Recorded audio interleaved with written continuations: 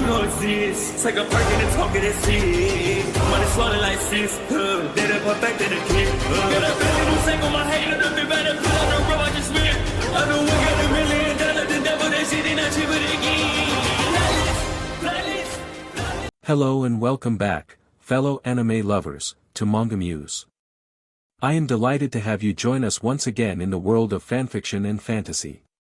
This is the fourth part of What If Naruto Enters Witch? Special note, this fanfic is written and a masterpiece of pyrohelixdrago, co-written with KFB Anime 87 on fanfiction.net. Do check and support the author too. Now smash the like, share and subscribe button for more. Also press the bell icon so that you never miss such great parts. Thanks for the introduction. Now let's dive into the world. Later in some random alley. Oh please well can I use the portal now? I'm a rebel leader, I don't have time to ask a bunch of girls, Caleb said, clearly pissed that a bunch of girls were telling him what he could or couldn't do. It really hurt his masculine pride. Caleb. Blunk said, scaring Caleb as he was still dressed in his dragon costume. What, only Blunk? The Pauling said, lifting up the part of the costume covering his face. What are you wearing? Caleb asked, wondering why the Pauling was wearing such a ridiculous costume. Blunk rehearsal while collecting treasures. Blunk star, Blunk also have message, Blunk said, getting both Caleb's interest and attention. From who? Caleb asked, wanting to know so he could think about how reliable the information was. From Big Blue Thing. Tell Blunk cousin tell you, Blunk said, passing on a message. Big Blue, Caleb said, a little confused until it hit him. That heck, Caleb asked, wanting confirmation as he was the only person he knew who was big and blue. And it's a Taurus Fil. This could be the news that turns the whole rebellion around, Caleb said, thinking of the endless possibilities he could accomplish if he had the seal. What is seal? Blunk asked as he had never heard of the seal before. The seal of Phobos. It's a small diamond-shaped metal talisman with the royal crest. It's about this big, he said, holding his fingers out to show him the estimated size of the talisman. It has the power to open anything that's closed and reveal anything that's hidden. It can split holes in the veil. Caleb continued listing the seal's unique capabilities. Blunk out of business, Blunk said, thinking that if someone found the seal he wouldn't be able to make as big a profit as he did for Podals. Trust you to see the bigger picture, Caleb said to his greedy Pauling friend. It was stolen from Phobos about 16 years ago by a mysterious woman who captured the true heir to the throne in order to protect the infant and used the seal to cross to Earth. So Phobos has been looking for the heir and the seal ever since, Caleb said, remembering certain false leads the prince has gotten about his seal over the years. With it Phobos' powers would be fearsome, but if I had it I could cross the veil anytime I wanted, Caleb said, liking the idea of not having to look for portals for extended periods of time and not asking the Guardians for help. He's assembling a squadron to fetch it. I have to get there first. The next portal that opens, tell me before you tell the Guardians, Caleb said, walking away. Next day at the Silver Dragon. Naruto and Lin were currently finishing their shifts so they would have time to go to the school and get ready for the play. As soon as Lin finished she was out of the restaurant before anyone could blink. Man, she's either really excited or really nervous if she wants to get there as soon as possible, Naruto thought as he walked toward the entrance with his mind drifting elsewhere. He didn't notice a very appealing woman walking straight for him. As the two collided and bumped into each other, Naruto couldn't help but look at the woman. She was Asian, short black hair, blue eyes, and small red lips. She wore a semi-formal looking white dress with pink highlights, which seemed quite odd as the restaurant was fairly nice. It didn't require such formal wear. Naruto, coming out of his daze, stopped gawking. I'm so sorry, my mind was elsewhere, he said, apologizing to the woman. The woman just gave a small smile. It's perfectly fine, the woman said, knowing he didn't do it on purpose. So where were you off to in such a hurry? She asked curiously. Naruto, not seeing any harm, decided to tell her. Well, I'm helping my friends out with a play, Naruto said nonchalantly. Oh, what play? She asked curiously. I just love plays, she said, smiling happily. It's a myth called The Four Dragons, he said, not seeing the woman's eyes rise slightly in surprise. It's at the Sheffield Institute if you want to see it, he said, taking off toward the school. Sheffield Institute later in the evening. Naruto had just arrived seeing the girls practicing their lines. Then I say, thank you oh 4 dragons, Cornelia said going over her lines. Ugh, where is you know what? She asked wondering where Blunk was. Sorry, late, had to show Caleb as something, Blunk said nervously, which made Naruto suspicious, as whenever those two were together they either find trouble or trouble found them. Okay, everyone needs to get ready, the play's gonna start soon, Hey Lin said, wanting to be ready as the play was gonna start soon. Same time at Taurus Fil. Caleb was currently following a cloaked old man who was in possession of the seal of Phobos. You are the second to express interest in this metal talisman, the old man said, confirming this is the one who had supposedly found the seal. 16 years ago I found it, he continued, which all but confirmed Caleb's suspicions that the man found the seal. Is it valuable? The man asked Caleb. You'll be well rewarded, Caleb said, willing to pay any price for an item that would greatly assist the rebellion. The old man suddenly stopped, dropping his walking stick, confusing Caleb, and was surprised as he started to sink, and as he looked down he saw that he was being pulled down by living sand, and as he sunk he reached to the man for help. I'm sinking, help me. Caleb pleaded until the man revealed his face to be Cedric in disguise. So Phobos' suspicions are confirmed now, as the sands of Taurus Fil consume you. I must go find the traitor who passed you this news, Cedric said as he watched in sick satisfaction Caleb be completely submerged by the living sand. Girls, girls, girls. Yen Lin called, running backstage, Caleb's in danger. He went to Meridian and left me this note, she continued, giving the note to the group. Ugh, that idiot, why would he believe that an important valuable object that's been found and not immediately brought back to Phobos was a smart thing to do? That's basic espionage, Naruto thought, knowing Caleb walked into either a trap or an ambush, neither of those thoughts good. If the ancient seal had been found, Phobos wouldn't wait to retrieve it as a trap, Yen Lin said, knowing the difference between good information and bad, and seeing as how Phobos was taking his time to retrieve his most valuable relic, it could only mean he was planning something nefarious. How did Caleb find a portal? Will asked. Until she immediately looked in Blunk's direction and saw him walking away and whistling innocently until she stepped on his fake tail. Is that what you showed him? Will angrily asked the Pauling. No, Blunk here, only dragon, he said, trying to run and hide from the scary redhead. We have to go, Will said, not wanting Caleb to get into trouble. We can't walk out on our own, play will get expelled, Hey Lin said, worried about the actual lives. No, no you won't, will hold out the heart and repeat these words, Spord Lartza, Yen Lin instructed. Spord Lartza, she repeated, and suddenly the heart shined brightly. What did that do? She asked, a little worried. Naruto watched in amazement as the girls' physical bodies shined as brightly as the heart of Kandrakar, but was curious as an exact copy of them split from their bodies, and as the light died down Naruto saw exact duplicates of the girls. His senses couldn't tell them apart as they shared the exact same energy as their counterpart. These are your astral drop doubles. When you repeat their name again but forwards they will disappear. They're identical to you, Yen Lin explained. Naruto looked towards Yen Lin. So they are exact copies of the girls with all their memories and powers? Naruto asked because exact duplicates seemed too good to be true. His clones, for example, were exact copies of himself but couldn't take too much damage. He doubted these astral drops were perfect.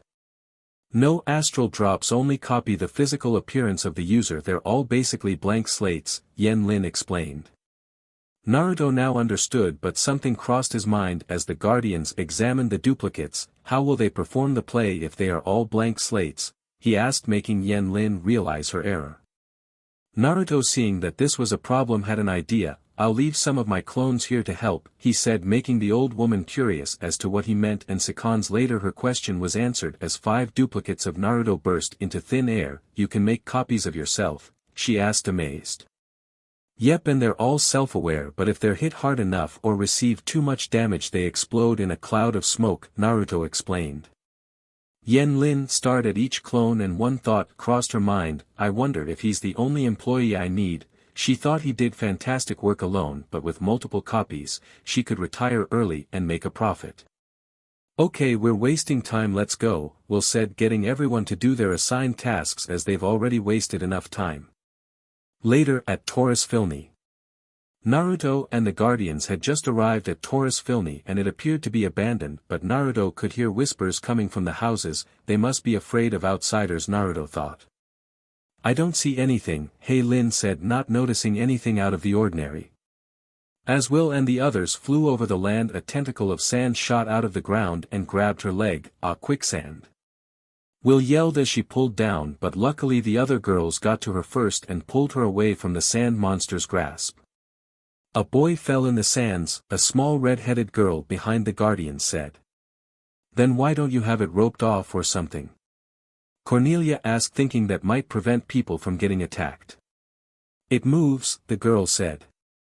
Oh, a wandering man-eating sandpit, Taurus said, fearing the living sand. Naruto went up to the kids, and as they backed away in fear he decided he was close enough, so he got on his knee to be at their eye level. It's okay, we're not here to hurt you, he said, putting the children slightly at ease. Did you see anyone who looked like this? He said, transforming into Caleb, and after a few seconds changed back. After the kids' initial shock of seeing him transform, they pointed to the pit of sand and said, he fell in like our brother Michael, that was a long time ago, which got worried looks on the group's faces. Oh my god. Naruto said, worried for Caleb's safety, instantly channeled some sage chakra and found Caleb and others a few feet below them, and to his surprise the sand that could be seen above ground was a layer beneath it is hollow ground, and his senses picked up the sand was alive and it held a vast amount of negative emotions. It reminded him of Gaara when they first fought, but not as powerful, thankfully. We have to go in and get him out, Naruto said, getting nods from the others. He's right, but we need something to pull us back out, Will said, giving Cornelia an idea. As she descended toward the ground she created 5 vines, one for each guardian. Cornelia, you're 1 vine short, Naruto said, getting her and the others to look at him curiously. What are you talking about? Cornelia asked. You can't fly, and if you went through the sand we'll have to rescue you too, Cornelia said, making a valid point. Naruto just smirked as he did a transformation to hide his Rinnegan to appear no different. He focused on the Deva path and was able to lift himself off the ground successfully, as he practiced it whenever he got the chance, though it did take him a while to grasp as he sent himself flying or forced himself to the ground, and this was as far as he got as he still couldn't fully use the offensive type moves of the Deva path. The girls were all in shock seeing their friend floating through the air. How are you doing that? Lin asked curiously, seeing him float in the air without the assistance of wings. I'll tell you about it later, come on, we have an idiot to save, Naruto said, grabbing a vine and diving right into the sandpit. All the Guardians could do at that moment was gawk at how fearless and brave he was. Okay, am I the only one who thinks he just keeps on getting cooler? Irma asked, getting no responses from the others. Back on Earth at the Sheffield Institute. We are so screwed, were the thoughts all the Narutos and Lin. The girls' doubles were currently dancing around like idiots. It was hard to watch. Okay, we gotta do something, this is a train wreck, one of the Narutos said, thinking the play was gonna bomb. Well, what do you have in mind? Lin asked, open to suggestions, as the astral drops acting in this play was horrifying to watch. Give me a second, the clone said, closing his eyes and focusing his chakra. The audience looked at the stage in interest as mist came out from the stage, all of a sudden thinking something was going to happen. Inside the mist, they could see an outline of what appeared to be dragons, different from the ones the actors were dressed in. These looked much better and more lifelike. What did you do? Lin asked curiously. I transformed the rest of the clones and used a substitution so they could trade places with the girls, the clone said, making mist for the audience so they wouldn't see how lifelike his transformations of the dragons were. Oh, the audience said in fascination of seeing the dragons do a dance as they flew. Back in Taurus Fil. As everyone made it through the sand they saw multiple pillars, and before they got closer to either, don't touch the ground or the walls, Caleb warned as it almost got Lin and Will. Taurus went to inspect one of the pillars and saw a dried-up body. Oh wow, look, she said, making a stream of fire to make light throughout the cave. Naruto got a closer look at one of the bodies and noticed they weren't here very long, only that the moisture from their bodies was drained, making them all dried-up husks. Guys, get Caleb out now, Naruto said, getting the girls to pull him out quickly. I was tricked, I'm sorry. Okay, Caleb said, trying to make his apology sound sincere as the Guardians flew looking for more survivors. Hey Lin, look out! Naruto yelled, seeing a twister of sand approach her. Hey Lin quickly breathed out a strong wind which separated her from the sand. The sand then latched onto a new target, Cornelia, and when it ensnared her it also got both Irma and Hey Lin and encased them in a pillar. Terane, let's blast it! Naruto said as he and Terane made fireballs to break the pillar. Terane, even though a little tired, wanted to get back to their main objective. We've got to save the others too, she said, knowing what was important. Back at the Sheffield Institute. You know this play is turning out great, Yen Lin said, seeing the audience's amazement as they got a light sprinkle from the rain being made inside the building. Yeah, well, they weren't any help, he said, pointing to the astral drops. Wait, we only have Will's, Irma's, Hey Lin's, and Taranee's astral drops. Where's Cornelia's? Yen Lin asked, a little worried. Oh, she's still on stage. We're using what little chakra we have to make the effects, so we couldn't make another clone, so it was a choice between leaving either Cornelia or Taranee, and seeing as how Cornelia had so few lines it seemed easier to let her be on stage, he said, explaining the situation, and also thought Cornelia would flip out if her copy didn't get any stage time. Okay, but wait, what about Blunk? She asked, knowing the Pauling wanted to be in the play, gave him some food to not be in the play, also asked him to watch the girls' astral drops so we wouldn't have to worry about them, he said as he and Yen Lin continued to watch the play. Back in Taurus Fil, Naruto and the girls had gotten everyone trapped inside out and were preparing to destroy the sand monster. As they were going to begin the sand monster's destruction, a sand tentacle reached out and grabbed the little girl from earlier, dragging her down. Naruto, being the first person to react, dived right back into the sand, hoping to rescue the little girl. The Guardians were quick to take off to the skies above the, we have to go in after them. Hey Lin said, very worried about Naruto. We can't all go in, we'll either get caught or be in the way, Taranee said, knowing Naruto could take care of himself. Will, not hearing any of it, dived right in. Will, all the Guardians yelled, hoping to stop their friend from going on a suicide run. Reaching the bottom, Will could see Naruto dodging sand tentacles while trying to reach the little girl who was encased in a pillar. While Will watched Naruto, she didn't see a sand tentacle snake its way behind her, and before she could even react, it wrapped around her, binding her arms, legs, and wings. It got tighter as she struggled. Naruto, help! Will cried out, knowing she couldn't break free on her own. Naruto heard her cry for help, and in that moment of distraction the sand grabbed him and brought him down into the ground, not giving him any room to breathe as it completely encased him. Naruto, no! Will yelled out in panic as lightning danced around her, then it seemed to encase her in a field of lightning. Fortress-like temple in an unknown location. Luba, what seems to be the problem? A bald man in a white robe asked a cat-like woman in a robe similar to his. It's the Keeper of the Hearts Oromir. Its power is growing at an exponential rate, she said, looking at one of 5 orbs spinning around in a circle, but one seemed to be shining brightly. What should we do, Oracle? She asked, hoping he knew what to do, as this has never happened before, especially since the Oromirs were powering the veil. The now named Oracle closed his eyes in deep thought, trying to focus on what they should do. We shall do nothing as of right now. It presents no danger to the veil or the Guardians, and who knows, this might be a sign the Guardian may be ready, the Oracle said as he left. Luba highly doubted that, as the Guardians were no more than children with no training or preparation whatsoever. Back at Taurus Fil, the field of lightning started to die down and revealed Will, completely shocked by what just happened. But the shock died as soon as she realized Naruto was still in trouble. Let him go, you living sandbox! Will said, extending her hand, which shot out lightning. I can use lightning now, awesome! I was right, it was my element, she thought, shooting lightning around the spot Naruto was encased. Naruto gasped for air as he got out of the sand and ascended to the air while taking in deep breaths. Thanks for the save and congrats on unlocking your power, Naruto said, as he knew from previous training sessions she showed signs of unlocking her element but never had the right push to fully unlock her ability. Turned out him almost dying was the right push she needed. Okay, we need to rescue the girl, you got my back. Naruto asked as the sand creature upped its game by creating floating ball with spikes and adding spikes to the pillars. We've got each other's, Will said as her lightning flared up all around her.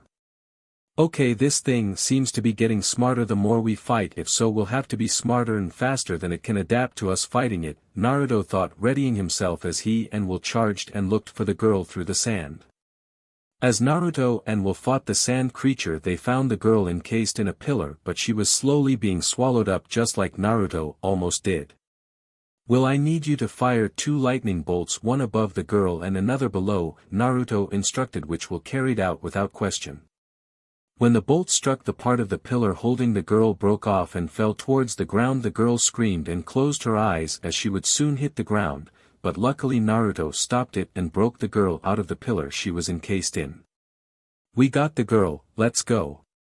Naruto said as he and Will flew towards the only exit, and the moment they made it out they saw the other guardians waiting for them. Terane, Irma, blast this thing. Naruto yelled, wanting them to take the shot as he could see more tentacles flying out of the pit. Irma and Terane shot the respective elements toward the sandpit and made it turn into glass. Silicon plus heat equals glass. Let's see, it's wandering sandy, but move now, Terane said, positive that the sand creature was dead. I wonder how our astral drops did, Cornelia asked, curious as to how her double performed. Oh, it's really not fair, they did all the work but we'll get all the glory, Lin said happily, while also feeling bad for getting recognition for someone else's work even if it was her double. Back at the Sheffield Institute. The Guardians and Naruto rushed back to the school, and as soon as they got backstage they were in shock as they saw their astral drops messing around. Blunk, what happened? Why are they back here and not performing? Why aren't you performing?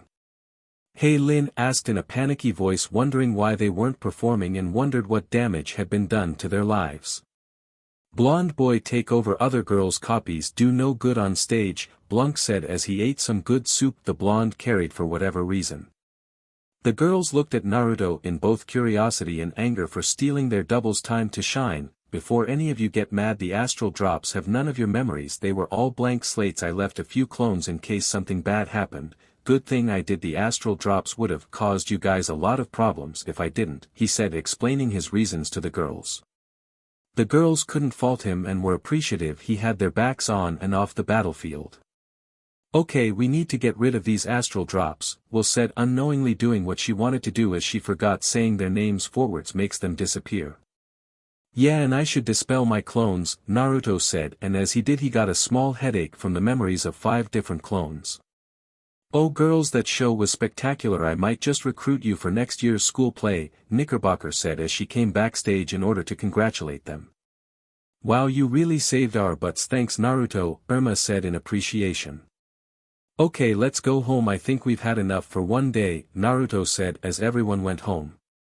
An hour later at Silver Dragon's basement. Here, Naruto said, giving Caleb a slip of paper. What's this, Caleb as confused. It's a seal, if you're ever missing I'll at least know where to find you, Naruto said, giving the rebel leader the seal that acted as a beacon. Thanks, Caleb said in appreciation, grateful that his friend gave him something that allowed himself to be found by his friend. A few hours later. What was that I felt, Naruto thought as all his clones felt a surge of energy in the audience during the performance, and what was really strange is that it felt like the heart of Kandrakar, and it happened the exact moment Will unlocked her lightning power. Those were too many coincidences for the ninja to believe to happen at the same time. Outside the Silver Dragon. These guardians are different from the ones who came before them, and that boy is stronger than he appears to be, also different. He's quite an interesting enigma, the same woman Naruto bumped into thought as she disappeared into the night. Silver Dragon basement. No way. Irma, Terane, Cornelia, and Lin yelled in disbelief. Yes way, I can use lightning, Will said happily, creating a field of lightning around herself to show the other girls. Wow, was the common repose of the other 4 guardians. Yeah, it's impressive, and after all your training and hard work I'm going to teach you guys a technique for each of your elements, Naruto said, making the girls excited at learning something cool and extremely powerful. Shell Beach Cave. Okay girls, I'm going to show you each a technique for your elements, but it's not gonna be easy, so you guys gotta guardian up, Naruto said, not believing that it would be very difficult as the girls had shown tremendous progress throughout all their training, so even if the techniques were advanced to some he believed they could do it. Naruto creates 4 clones and all pair with a guardian and will be referred to as Naruto. Naruto and Will were currently standing face to face. Okay, the technique I'm gonna show you is a very deadly and destructive technique, so you need to be careful as it can kill the person you use it on, Naruto said, wanting her to understand the capabilities and dangers of the technique he would show her. Will nodded in understanding as she already knew her lightning could be dangerous if she didn't have control over it. Naruto extended out his hand and he did. Will could see a small amount of lightning and saw it build up till it completely enveloped his palm. She could hear a sound that sounded similar to many birds chirping. This technique is called Chidori, which translates to 1,000 birds, and like I said before, it's dangerous and deadly. It could easily punch a hole right through Cedric's scaly hide, he explained, getting Will's complete attention as she looked amazed by what one of Naruto's attacks could do. But you need to remember, if this could punch a hole right through Cedric, imagine what it could do to someone weaker. You can kill them, Will, and I know you wouldn't want that, he finished, getting Will to nod as she knew the technique could be dangerous if she wasn't careful with how she used it. Naruto and Irma were currently along the shore of the beach. Okay Irma, you ready? Naruto asked, already expecting a snarky comeback.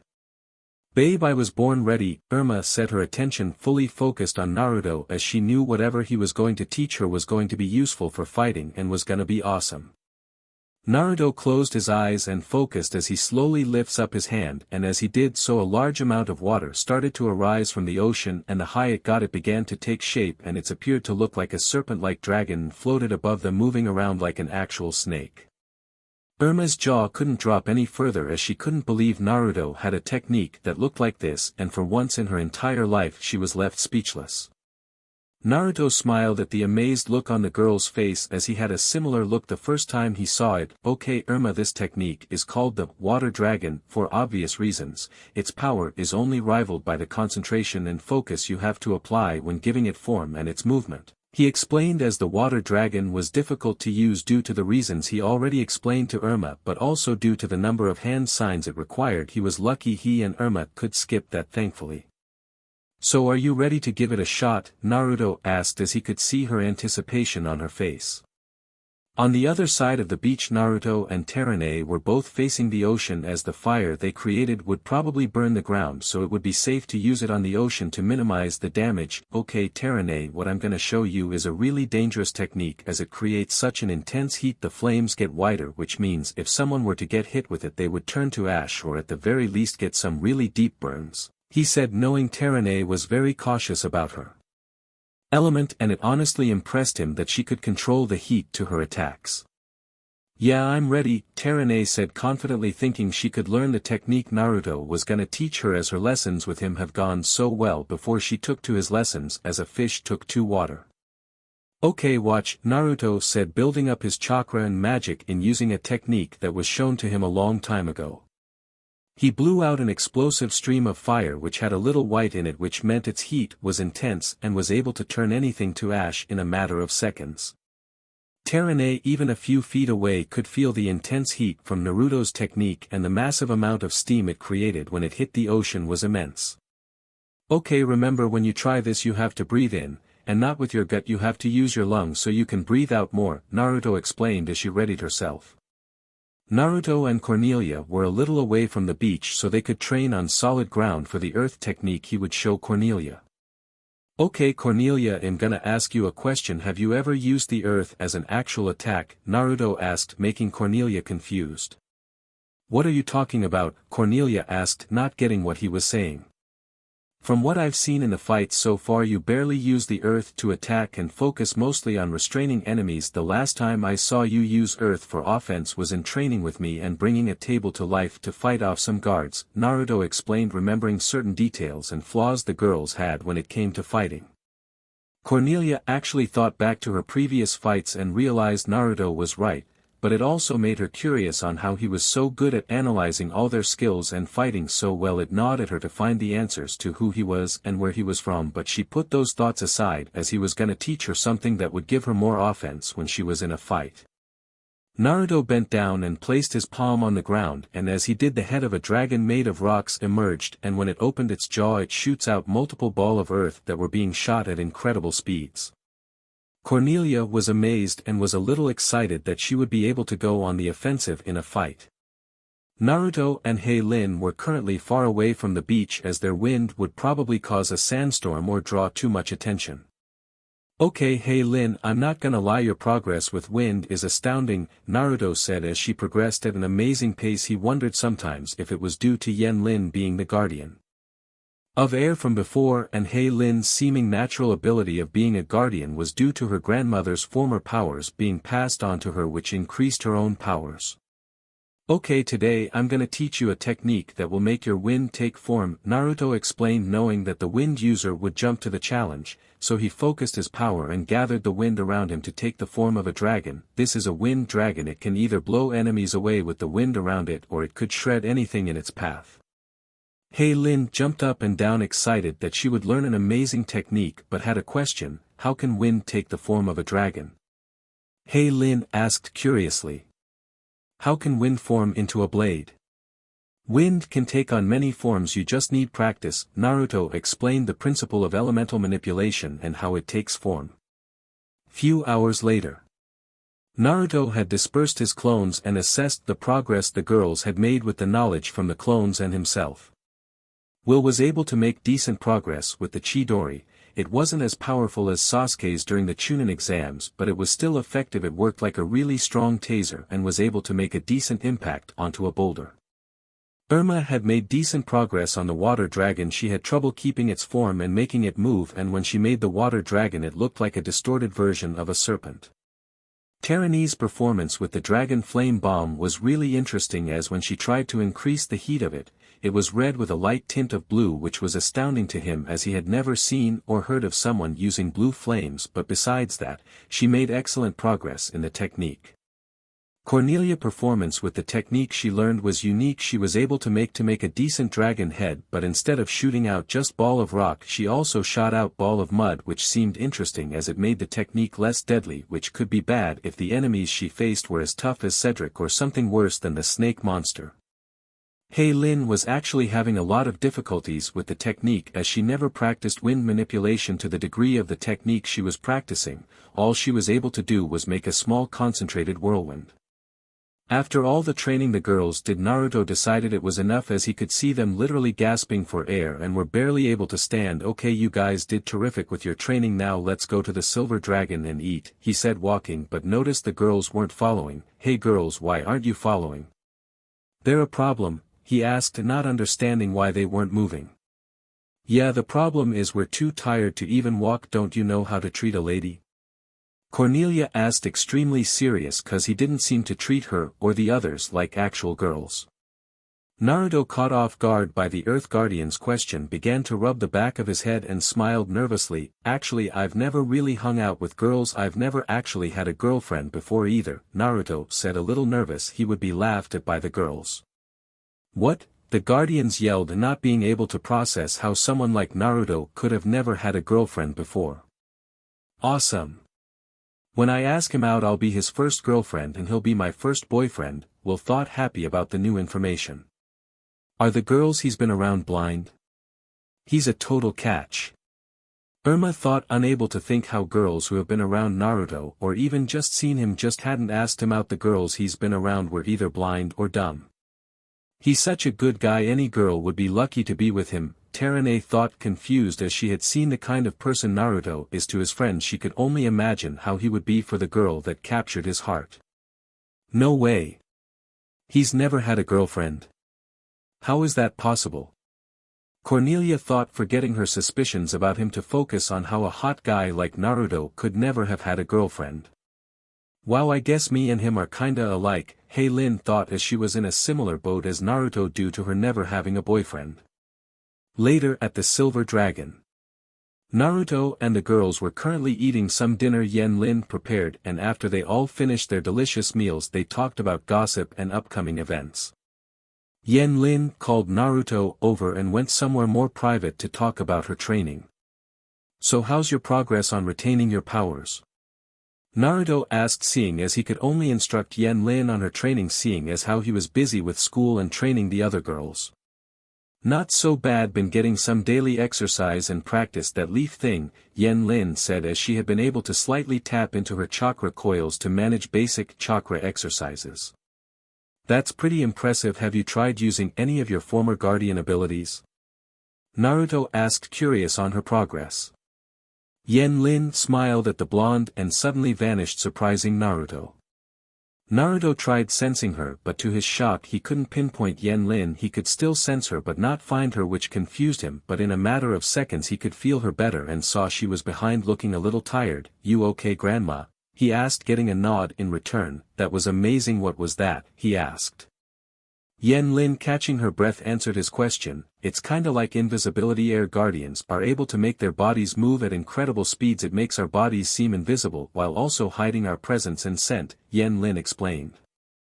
Naruto was impressed by such an ability, as his natural senses couldn't pick up Lin when she was invisible. He wondered if the technique made it so the user's power wouldn't be so easily detected by making it seem like they were part of the air.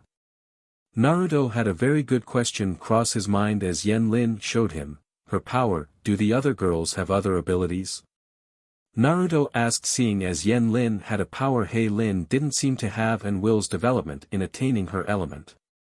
"Over time the guardians will develop new abilities. I'm unaware of what they all are, but in time they will come to unlock them or have an ability unique to them alone," Lin explained, fondly remembering the days when she and her guardian friends developed their new abilities. Naruto wondered if he should tell the guardians about this. On one hand, if he told them it might motivate them to train harder, on the other it could mean they would want to train less and just wait for their abilities to manifest. Naruto was brought out of his thoughts as he and Lin heard a crashing sound and went to check it out, but assumed it had to be Caleb, but when they arrived they were more than a little surprised to what they walked in on. Flashback 5 minutes ago. "I swear I feel like an idiot," Caleb thought, going around serving customers. Caleb hated doing this job. The only reason he stayed was because Naruto pointed out he owed Lin a lot for all that she's done for him, and the rebellion working for her was the least he could do. "Caleb, is that you?" a familiar voice called out, and when he looked to see who was calling him he saw that it was Elian, who was sitting with her friend Alchemy at a nearby table. "Hey Elian." "Hey Alchemy, what's up?" Caleb asked, finding this more interesting than waiting for people to make up their minds about their order. "Nothing much, me and Alchemy just wanted to get something to eat, and Lin's grandma makes the best kinds of foods," Elian said, drooling a little just from the thought of Lin's cooking. "But besides that, you work here?" she asked curiously. "Yeah, but only part-time," Caleb said, remembering not to give away any information about Meridian as he got a tongue lashing from Lin, Cornelia, and Naruto. "So are you gonna be off soon?" Alchemy asked, wondering if she could get the chance to ask him out. Just as Caleb was about to respond, he and the two girls heard an annoyingly familiar voice. "Oh waiter." Caleb turned around and groaned as he saw that it was Jiraiya and his two cronies sitting a few tables down. "What do you want?" Caleb asked harshly, not caring if he was a customer. "Well, I want you to stop talking to those two nobodies and take our order," Jiraiya said, shocking the girls and pissing Caleb off. He may have not known them that well, but he wasn't just going to let them be insulted by a jackass like Jiraiya. Caleb walked up to him and grabbed him by the collar, surprising everyone else nearby. "How about you just leave?" Caleb said threateningly, dropping Jiraiya on his butt. Jiraiya was pissed, so he got up and flipped the table, making everything on it break, then took off with Kurt and Kluber. End of flashback. Hearing the story from Elian and Alchemy made both Lin and Naruto a little impressed by his actions. Lin gave Caleb the rest of the day off, seeing he didn't really cause the mess, and made a mental note to ban the three who did this. Naruto was gonna go look for Caleb but ran into Elian and Alchemy. "Hey guys, what's up?" he asked, wanting to know how they were doing. Oh hey, and Naruto, what's up?" Elian said, stuttering a little as she was surprised to see him here. Nothing much, he said nonchalantly but put his focus back toward finding Caleb. Sorry to just take off on you but I gotta go look for Caleb, he said taking off to look for his annoying rebel friend. Ellian just stared at his retreating figure having a really dumb smile on her face which her friend took quick notice of. Oh my god. You like him don't you? Alchemy said teasingly and immediately getting Ellian to blush. Ellian just kept her mouth shut hoping she would drop the subject. Later in an alley. Caleb was walking angrily thrashing everything within range after dealing with Jiraiya's stupid antics which made the rebel leader absolutely livid due to having to deal with someone. You really need to control that temper, Naruto said from one of the roofs from the alley. Caleb just groaned, what you here to knock me on my butt or tell me what I did was so wrong? Caleb said expecting Naruto to berate him. Naruto just jumped down from the roof and walked up to Caleb so they were face to face both of them staring the other down neither one them backing down from the other. Naruto just saw the look in his eyes and saw no hint of him backing down which made Naruto smile which confused Caleb. Okay let's go, Naruto said confusing the rebel leader as Naruto walked. Go where? Caleb asked wondering what he meant.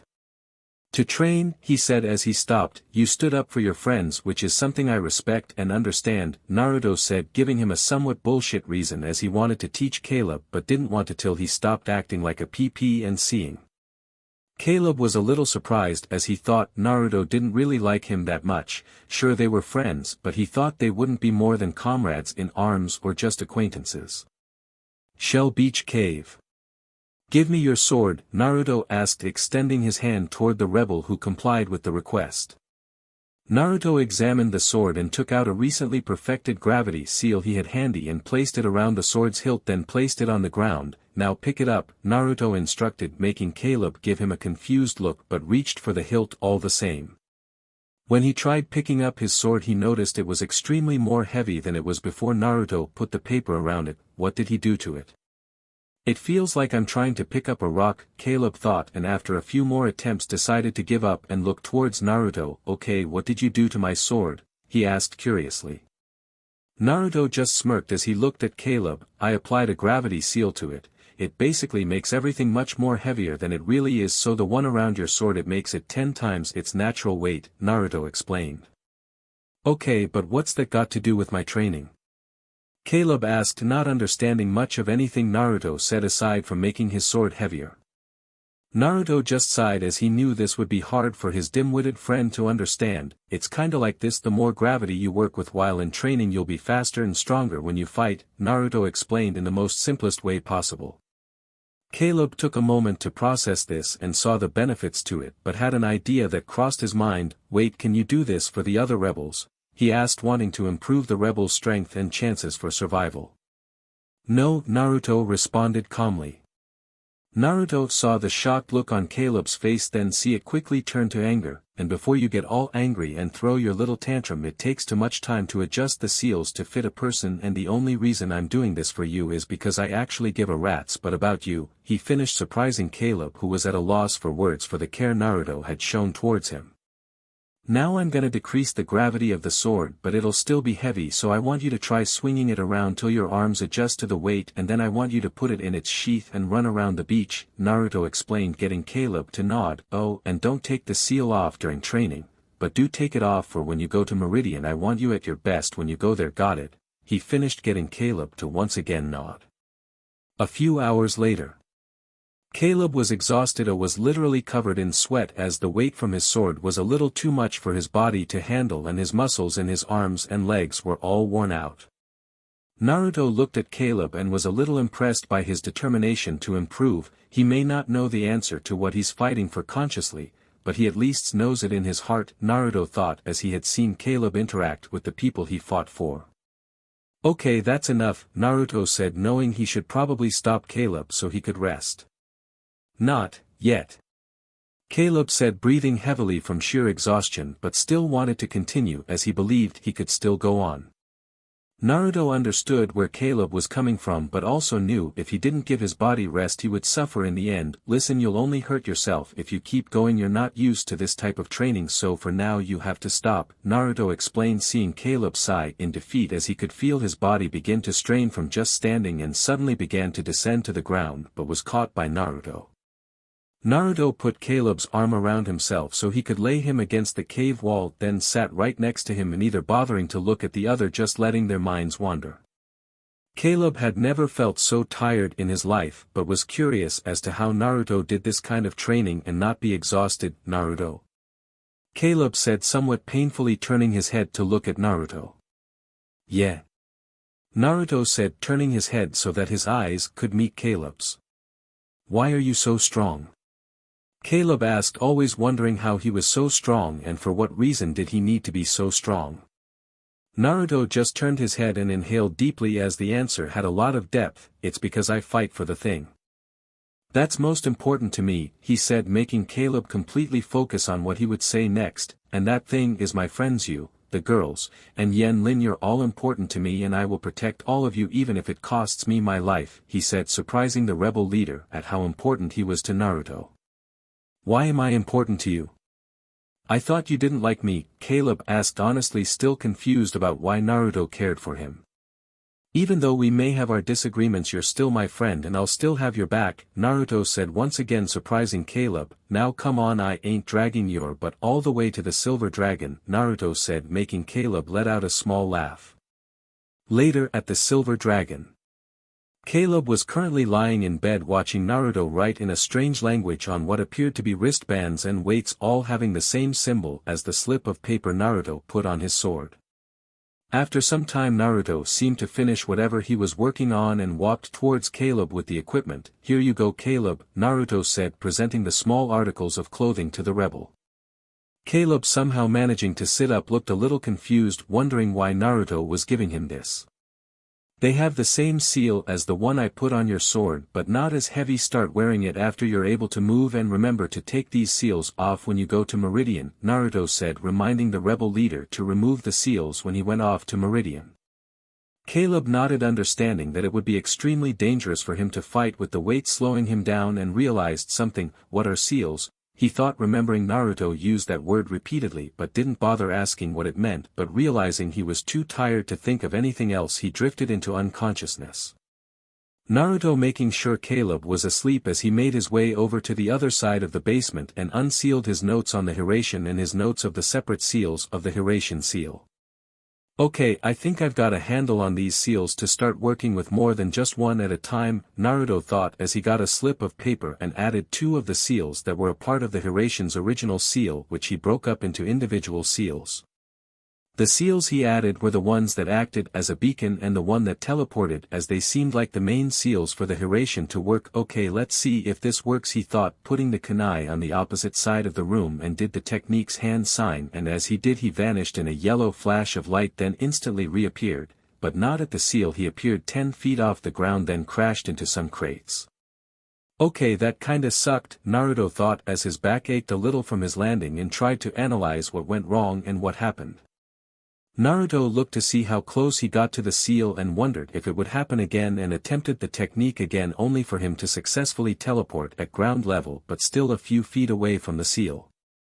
Okay, I'm able to teleport but not directly to the seal, Naruto thought, assessing the technique from his previous attempts while looking at the crates he crashed onto, and from the looks of it, it's hard to determine where I'll actually end up, and if I try to teleport from a farther distance it might be too dangerous to attempt, Naruto thought, imagining what the dangers would be from using a dangerous technique repeatedly.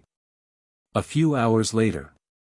After reviewing the seals and more attempts at the technique, Naruto was able to determine without the other seals he would continue to teleport in radius of the seal, but that made the technique unreliable, and what he discovered after so many attempts that his muscles felt slightly torn. He assumed that his body teleporting without the other seals acting as protection he would feel and experience a dangerous strain from the technique, and assumed that if he were to use it from a greater distance, the risk would be just as great.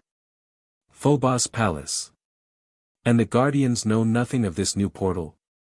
Phobos asked as a feast fit for a king was put out before them. I've sent a reconnaissance team through the veil to find out where the rebel is hiding on Earth, Cedric said as he pulled on a turkey's leg. Remind them to be careful until I steal my sister's powers. She still is dangerous, Phobos said, taking a sip of wine from his chalice. Eat, he commanded Cedric like a MSTR commanding its dog. Will's apartment. 2 B's a C and a D+ in math, Susan said, a little disappointed in her daughter's grades. I am sorry Mom, Will said, hoping her mom would still let her go to the movie. You need to try harder in school, Will. I shouldn't let you go to the movie tonight, Susan said, making Will looked at her in shock and was ready to retort until, but you have improved so I'll let you go to the movie, she continued, if you get Naruto to tutor you. She finished thinking Naruto was a good influence. Will was a little surprised her mom was letting her go to the movie, but was even more surprised when she wanted Naruto to tutor her, but she had no arguments as it meant she could spend more time with Naruto. Later at the movie theater. So you're all going tonight? Will asked, hoping they were all going as it wouldn't be as fun if they weren't all there. What part of Vance Michael Justin do you not understand? Cornelia said, fawning over said actor's poster. This time somebody else can sit next to Mrs. Justin, Terene said as she drew the short straw last time and wasn't gonna sit next to her again at the movie. I don't understand what this movie is about whatsoever, Naruto said, not knowing what this movie was about. It's about a pixie fighting the forces of evil, Hey Lin said, simplifying the movie as it was a continuation of the first one. Ugh, I just cannot help screaming his name, Cornelia said, pressing herself against the movie poster while unaware of how people might take what she said. Over and over, Hey Lin said, getting some laughs from Naruto and Irma at what she was implying. It's a movie screen. VMJ can't hear you, she continued, stating out the obvious. He hates being called VMJ. Cornelia stated hastily as she was up to date with all the gossip about Vance Michael Justin along with his habits and personality. And broccoli and girls who wear too much makeup, said Irma, Terene, and Hey Lin in unison as they have heard all there is about Vance Michael Justin through all Cornelia's ranting about said celebrity on multiple occasions. Sounds like my kinda guy, Naruto thought, sharing some of the same dislikes as the actor/singer. Then you're coming, right? Terene asked, wanting to confirm that Will was going. Oh yeah, totally, Will said happily and was glad that her mom let her go, but remembered. It's the premiere, be ready to spend 6 hours in line with superfan, Irma said as she and the other girls started walking home. Bundle up, bring cocoa and bring earplugs, Terene said as she left. Cornelia looked toward Terene with a glare as she was positive the earplugs were a subtle jab at her. Our love will keep me warm, Cornelia said, getting closer to the poster. Naruto and Will could only stare at the Earth Guardian in bewilderment, laughing a little on the outside while a little creeped out on the inside from her obsession. It freaked Naruto out more as it reminded him of when Sakura was extremely obsessed with Sasuke when they were younger. Will coming out of her bewilderment and looked at Naruto as she still needed to ask him to help her with more tutoring. Naruto, can we talk for a moment? She said, motioning him to walk towards the alley next to the theater so they could have some privacy away from Cornelia. So what did you want to talk about? Naruto asked curiously. I need more help studying. I got my report card today and I'm doing okay, but I still need help, so can you help me study more? Will asked, hoping he would say yes as he was the only person that helped get the material. Naruto, not seeing this as a problem, smiled and nodded, which Will quickly responded with a strong hug, then just as quickly let go with an embarrassed blush on her face as she took off. Naruto was a little surprised by the brief hug but enjoyed it all the same, and while his mind processed the hug he received he failed to notice the racket being made in the alley as he walked away, but not till he stopped and saw that Cornelia was still near the poster. Oh, you haven't tried broccoli the way I make it, Vance Michael, Cornelia said, imaging that Vance Michael Justin was actually right in front of her. Oh my god. Naruto said, breaking Cornelia out of her thoughts to see that Naruto was behind her. Cornelia, blushing from embarrassment, pouted as she looked away from Naruto. What are you still doing here? She asked, still slightly embarrassed. I should be asking you that, Naruto said, slightly teasing the Earth Guardian, whose blush increased at the comment but gave Naruto a rather harsh and icy glare for not answering her question.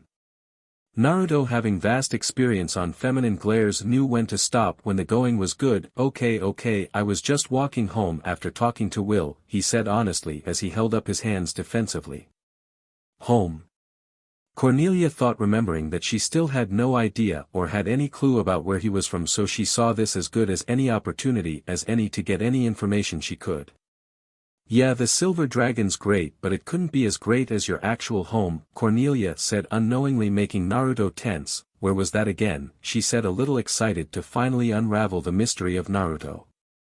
Naruto was slightly sweating at being put on the spot. He knew the girls would be curious about his past, and he was lucky to have made it this far without telling anyone besides Lin and telling Lin about his adventures.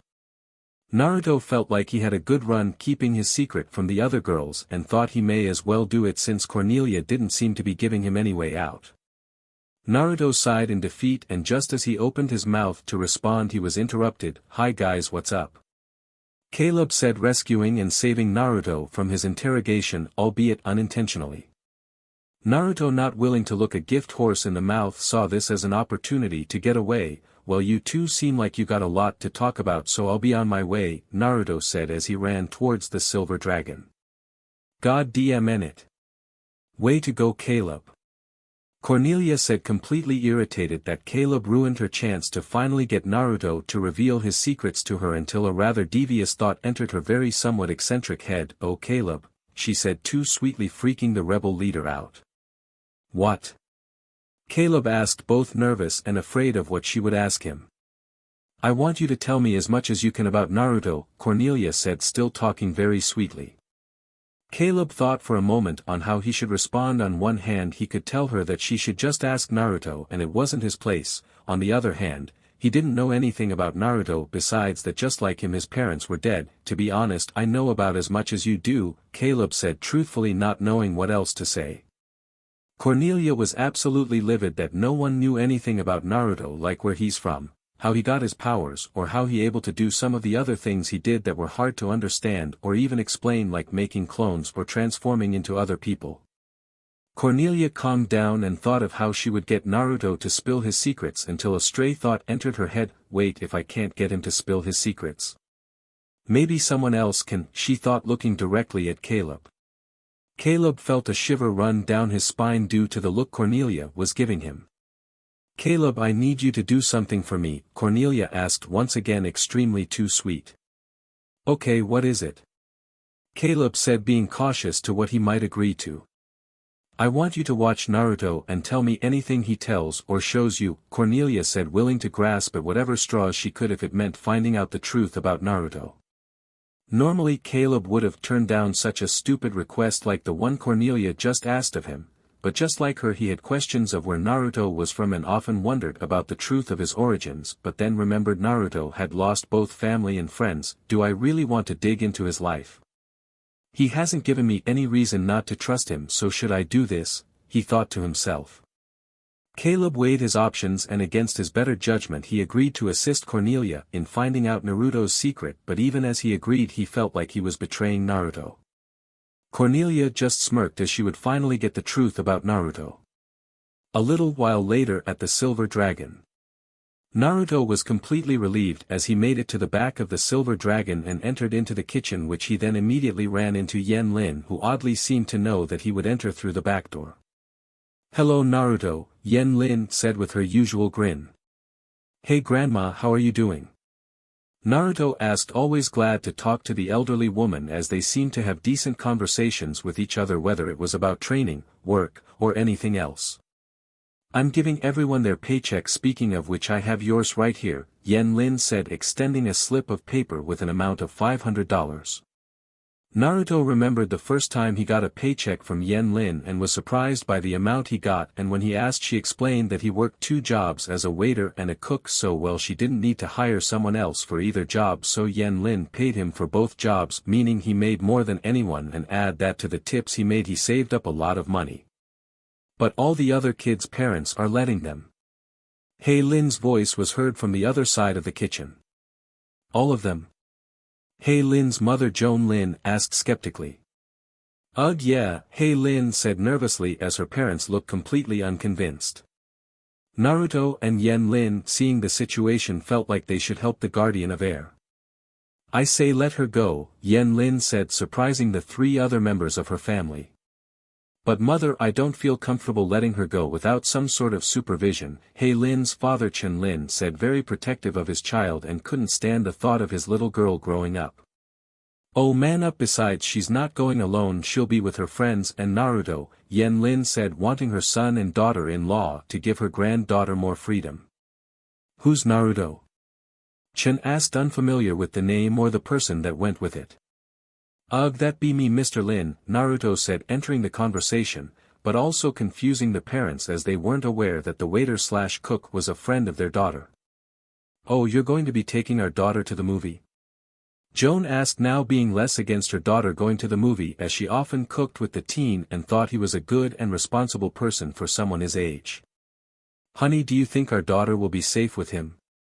Chen asked, not thinking Naruto was a bad kid, seeing as his mother personally hired him and she had a very good judge of character.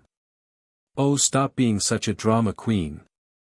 Yen Lin interrupted, having enough of her son's dramatics. You two need to act your age and let your daughter have some more freedom, she deserves it, and if I find out you two were hovering over her, she said, leaving the threat to hang in the air to run through their imaginations for the worst thing they could imagine. The parents of Hei Lin were terrified and sweated profusely as they both knew the elderly woman kept her threats of punishment if someone disobeyed her. Phobos Palace. Prince Phobos was very displeased as 2 of his Lurden scouts saw the rebel leader and didn't capture him. Why didn't these fools capture him? Phobos said, voicing his thoughts of displeasure. After the 2 Lurdens let out growls, they bowed before their leaders. Cedric, being able to understand the Lurdens, the pulling that he's been seen with, had acquired some bizarre escape vehicle, Cedric said, translating what they said to the prince. Bring me the tracker, Phobos said, and minutes later the tracker was brought before him. Greetings tracker, I have an assignment for you. Succeed and you shall be rewarded. Fail and, well, I don't have to remind you of what happened last time, do I? Phobos said, holding out his hand, which emitted lightning, all the while having a sadistic, sick, and twisted smile on his face. Irma's house. Babysit. Irma exclaimed, but the premiere's tonight, she whined, mad at the last-minute notice. So's the patrolman's ball, Irma's mom Anna Lair said as she put on a fur coat. Have your brother in bed by 8, she said as she left the house with her husband Tom Lair. Ugh, Irma sighed, and at that moment her 6-year-old brother zoomed past her on his tricycle while making engine noises until he crashed into the kitchen. Ugh, I need some sucker, sitter, to cover for me, Irma said, trying to think of someone who would watch her annoying violent little brother. After a few minutes of thought she wondered if she could get Naruto to make a clone to babysit her brother, and just as she was about to call him someone knocked at her door, so she put the phone down and went to answer. The moment she opened the door a familiar Pauling and rebel leader barged into her house. Just saw your parents leave, just need a place to hide out for a couple of hours, Caleb said, breathing heavily. Irma smirked as the solution to her problems was literally right in front of her. Come right in, she said, closing the door. What happened to you? She asked, feeling like she had to because Caleb had a knack for attracting trouble. Ugh, nothing much, Caleb said nervously, finally able to catch his breath. We just have a Meridian search party after us, he said, nonchalantly regaining his cool. What? Oh, I better warn the others, Irma said, picking up the phone ready to call the girls and spring into action. No, I ditched them, Caleb said, trying to reassure and persuade her from calling the others. You sure? Irma asked, wanting some form of confirmation to put her worries at ease. Please, he said cockily and fully confident. The tracker, it's like outwitting a 6-year-old, he said, unknowingly jinxing himself. Irma smirked evilly at the pure irony of what the rebel leader just said. Chris Caleb Chris, she said, hastily introducing her brother to Caleb and vice versa. Chris stopped his tricycle in front of the coach to get a better look at the mysterious green creature on his couch. Your dog stinks, he said, finding Blunk's smell unbearable. Blunk isn't a dog, Chris, he's a... Irma said, unsure what to tell her brother as she got dressed and wrote down a list of things on a piece of paper. A costume miniature clown, yeah, bedtime's at 8, here's the rules, bye-bye, she said, hastily running out the house. Irma ran directly towards the silver dragon as she agreed with the other girls to meet there so they could all walk to the movie together. As she ran she wondered if she made the right decision leaving her brother with Caleb and Blunk. Even though they were friends, Irma did know they had many moments where they caused massive amounts of problems or even more chaos. Irma took out her phone and called Naruto as she ran so she wouldn't waste time getting to the silver dragon so she and the others could just go straight towards the theater. "Hey Irma, what's up?" Naruto said over the phone as he was getting ready. "Hey Naruto, can you do me a favor?" Irma asked as she ran. "Sure, what do you need?" Naruto asked, ready to help the guardian of water with whatever she needed. "I left Blunk and Caleb to babysit my little brother, can you send a clone to watch him?" she asked, hoping he would say yes. Naruto thought about it for a moment and needed to ask Irma some details before he said yes. "How long are your parents going to be gone?" he asked, wondering how long he would need his clone to exist for and how much chakra he'd need to give it. Irma took a moment to think about how long the patrolman's ball was and how long her parents would actually stay out. 1 or 2 hours, 3 at the most, Irma said, as she had no clue how long her parents would actually stay, as they have left events early or stayed till the very end. Naruto thought about it and saw no problems, as he has used clones for even more extended periods of time training, and with Caleb and Blunk there offering what little help they could, he thinks he could babysit Irma's brother with very little stress to the clone, which would later transfer to him. "Okay, I'll send a clone over," Naruto said, making said clone, sending it over to Irma's. "Thanks Naruto, you're the best," Irma said as she approached the front of the silver dragon where Will, Terene, and Cornelia were currently waiting. "Hey guys," Irma said as she arrived, gasping for air as she was out of breath from running for so long. "What's up Irma?" Will asked her best friend. "Nothing much," she said until she noticed something. "Where are Naruto and Hey Lin?" she asked, wondering where they were. "Naruto went in to get some more cocoa, but he taking longer than expected," Terene said, wondering what was taking him so long. "Probably got stuck talking with Hey Lin's parents," Cornelia said, as she had seen how overprotective they were when it came to their daughter. Ironically, her parents were the same way, so she herself could sympathize with the air guardian. "You're so lucky your mom's not as strict as Hey Lin's folks, Will," Terene said, looking at the girl in question. "Oh yeah," Will said nervously, as her mom would have never let her come to the movie if her grades were worse than they were. That exact moment Hey Lin burst through the door running while holding on to Naruto's hand. "Hurry before they change their minds," Hey Lin said as she ran, not wanting to take any chances with her parents. A few seconds later the rest of the Lin family followed in tow. Hey Lin's parents wanted to tell her to be careful, and Yen Lin wanted to stop them from embarrassing Hey Lin in front of her friends. "Hey Lin, be careful," Chen called out to his daughter, but before she got too far he noticed his daughter was holding Naruto's hand. "Are they holding hands?" he screamed, very old-fashioned and acting extremely paternal. "Oh, grow up," Yen Lin said to her son, not understanding how he got like this. Back when she was Hey Lin's age she did more than just hold hands with boys. "But mother," Chen Lin complained, hating the idea of some boy holding his precious daughter's hand.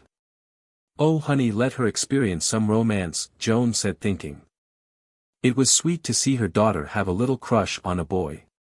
Yen Lin laughed a little on the inside at how far off the parents' observations were, but their ideas did have some merit, as she had seen her granddaughter brighten up more than usual when she was with Naruto, so maybe there was something blossoming in their friendship. Movie theater.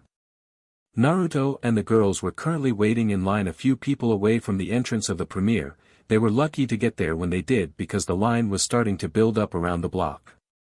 Naruto was kinda excited to see the movie from the massive turnout of people showing up to see the movie, although he was a little weirded out by some of the choice costumes some of the people wore. We're the only ones who didn't dress up," Will said, feeling like she and the others were the odd ones out for not dressing up like all the other cosplayers. "Correction, you're the only ones who didn't dress up," Cornelia said, opening her jacket, revealing a appealing medieval-like blue princess dress. "Wow, she looks, just wow," Naruto thought, thinking she looked amazing in the dress. "This girl never misses a chance to dress up as a princess," Terene said, as she knew Cornelia would never miss a chance to dress like a princess for anything such as parties, dances, or any opportunity that presented itself for Cornelia. Irma's house. Inside Irma's kitchen, Naruto's clone and Caleb were trying to stop Chris from playing hockey while using an actual fish as a hockey puck. "Chris, that's enough fish hockey," Caleb said, getting tired of dealing with him. "Man, fighting Lurden's in easier than this," he thought. "Yeah, Chris, settle down," Naruto's clone asked, hoping to reason with the young adolescent. Chris gave both of them an evil look and swung the hockey stick at the bowl with the fish launching it midair and skated away to cause more mayhem for the two teams. Caleb jumped, extending his hands to catch the fish, but it was all for naught as Naruto's clone caught it, but that didn't help Caleb as his body landed on the floor making a screeching sound as he slid slightly. "I'm really starting to hate that kid," Caleb said as he picked himself off the floor. "Trust me, I was worse at his age," Naruto's clone said truthfully as he remembered all the destruction and mayhem he caused that made Chris seem tame in comparison, because when Naruto was Chris's age he was doing graffiti and outrunning Chunin for all his pranks. Silver Dragon. Chen-Lin was secretly trying to call his daughter to make sure she was alright, but as he dialed he didn't notice someone walking behind him. "I thought I told you to leave Lin alone so she could enjoy her night," Yen-Lin said as her son started sweating profusely as he turned around to see his mother with a less than pleased look on her face. Chen-Lin started babbling and mumbling, not knowing what to say to cool his mother's rage, as an angry Yen-Lin wasn't good for anyone, especially the person that anger was directed at. Movie theater. Lin was looking at her phone curiously as she hadn't received any phone calls from her parents, which was great and all, but it made her a little sad on the inside, as even though it could be annoying most of the time, it showed they loved and cared about her. Lin's thoughts were interrupted as she heard a noise come from Will and thought it was her phone. "Your mom?" she asked, trying to take her mind off her silent phone. Will hoped it was her phone as she reached into her jacket and saw it was the heart making all the noise. "Worse, it's evil calling," Will said as the heart started to act strangely, actually showing them what was here in their world, but when they saw who it was they all had looks of shock as they hoped never to see the vile creatures that were being projected on the heart of Kandrakar, the tracker and his hound Sniffer. "Is that who I think it is?" she said in shock. Naruto looked at the crystal with a little worry, as the last time he saw both creatures he sensed something dark, and after he thought about it more he wondered if they were some crude form of reanimation, because that was the closest thing he could compare them to, but in all his worry and deep thought he just then noticed the tracker and his hound Sniffer approaching the theater. Naruto and the girls were in a bind if the tracker attacked them in front of all these people. If he did, their secret would be out. As the tracker drew closer, Naruto focused his chakra ready for anything, while Will held the heart, which was shining brightly, very tightly. When the tracker was mere inches away from them they all held their breaths, but were shocked when he walked right past them. "If they're not here for us, then what?" Naruto asked to himself, not knowing the girls heard him. "What's in that direction?" Cornelia asked, thinking they could narrow down the search. Irma knew where they were going as she knew what or whom the tracker was after. "He going to my house?" Irma said as the other guardians looked at her curiously. "Why your house?" Terene asked, not understanding how Irma came to that conclusion. "He's looking for Caleb and Blunk, they're babysitting my brother," Irma said, sighing as she knew the others were giving her surprised and shocked looks. "You left your little brother with them?" Will said, still surprised that Irma did something so irresponsible, as those two could barely take care of themselves. How could they possibly take care of a 6-year-old? "Now that's just cruel," Terene said, as those two being alone with a child didn't seem like such a good idea to the fire guardian. "To Caleb and Blunk," Lin said, laughing, as she herself has had past experience watching Irma's brother, and after each time she finished watching him she was exhausted, and Irma's house looked like a war zone, so hearing that Caleb and Blunk were experiencing that made the air guardian giggle. While the girls talked they didn't seem to notice. Naruto quickly ran to the alley and made a clone, then quickly dispelled it, wanting the clone at Irma's to know what was currently happening, because he highly doubted either of them knew how to answer a phone, and after that he quickly took out his phone and made a call to Yen-Lin, because he knew for a fact Caleb and Blunk couldn't stay in the house and leave Chris alone. "Hello?" Yen-Lin said, answering the phone. "Granny, listen, I don't have much time. I need you to get to Irma's house and watch Irma's brother Chris," Naruto said hastily, because he hoped she got there before the tracker and Sniffer did, because Naruto didn't want Irma's brother put in any danger or be left alone. Irma's house. Naruto's clone was currently cleaning the living room so it wouldn't look like a disaster when Irma's parents got home. The clone suddenly came to a sudden halt as it received the memories of the original and stopped what he was doing and headed into the kitchen only to see Chris launching what he could only assume to be cake batter. "Caleb, listen, you and Blunt gotta get outta here," Naruto's clone said until he stopped to look around the kitchen and was little impressed by the damage Chris did in such little time. "No, I'm not gonna run from the enemy, I'm standing my ground," Caleb said, not willing to run away an enemy. Naruto's clone couldn't even believe the sheer stupidity of Caleb's words. After collecting himself from his disbelief, he glared at Caleb so bad that if looks could kill he'd be dead a dozen times over. "Caleb, listen to me carefully, if you stay here the tracker and sniffer will destroy this house or worse kill Chris. So I need you to put some distance between you and this house," Naruto's clone said as calmly as he could, but still angry from what Caleb said as he couldn't believe the rebel leader didn't take the lives of bystanders into consideration. "Fine, I'll go," Caleb said begrudgingly. "And take Blunk with you, the sniffer is tracking his scent, and don't even think about just sending Blunk on his own, you spend so much time together you have his stench all over you, and don't go facing the tracker on your own," Naruto's clone said, hoping Caleb didn't pull a stupid move because of his ego. Theater. Naruto quickly returned to the girls after dispelling his clone to see they were arguing about who should stay so they wouldn't lose their place in line, so they wouldn't miss the movie, which seemed extremely petty and a waste of time. "All of you need to stop arguing," Naruto said, getting them to shut up. "Listen, I'll go to the alley, make a clone, send it here to take our place in line, okay, cause we're gonna need to take this guy down together," he said loud enough so only they heard him. "Why? Can't you just go take care of him?" Cornelia asked, bringing up a valid point to the team since Naruto outclassed them all and had all their powers. "Because we're a team, which means we stick together, and just because I have all your powers and more experience doesn't mean I'll fight all your battles for you when it gets too tough," Naruto said as the girls felt a little ashamed for being lazy and relying on Naruto to solve their problems. "Now let's go and take this thing down," Naruto said, going to the alley making a clone, sending the clone to the girls so they could join him in the alley. After transforming, they all went to the rooftops to look for the tracker, which wasn't very considering he left untold destruction throughout the streets. "On the plus side, at least we'll be able to find him," Cornelia said, actually cracking a joke. "This isn't good, it'll be hard to track him even if I can sense him, his presence seems to be everywhere," Naruto said, actually sensing the tracker's energy all over the area, which seemed strange as he was for some reason leaking out his energy.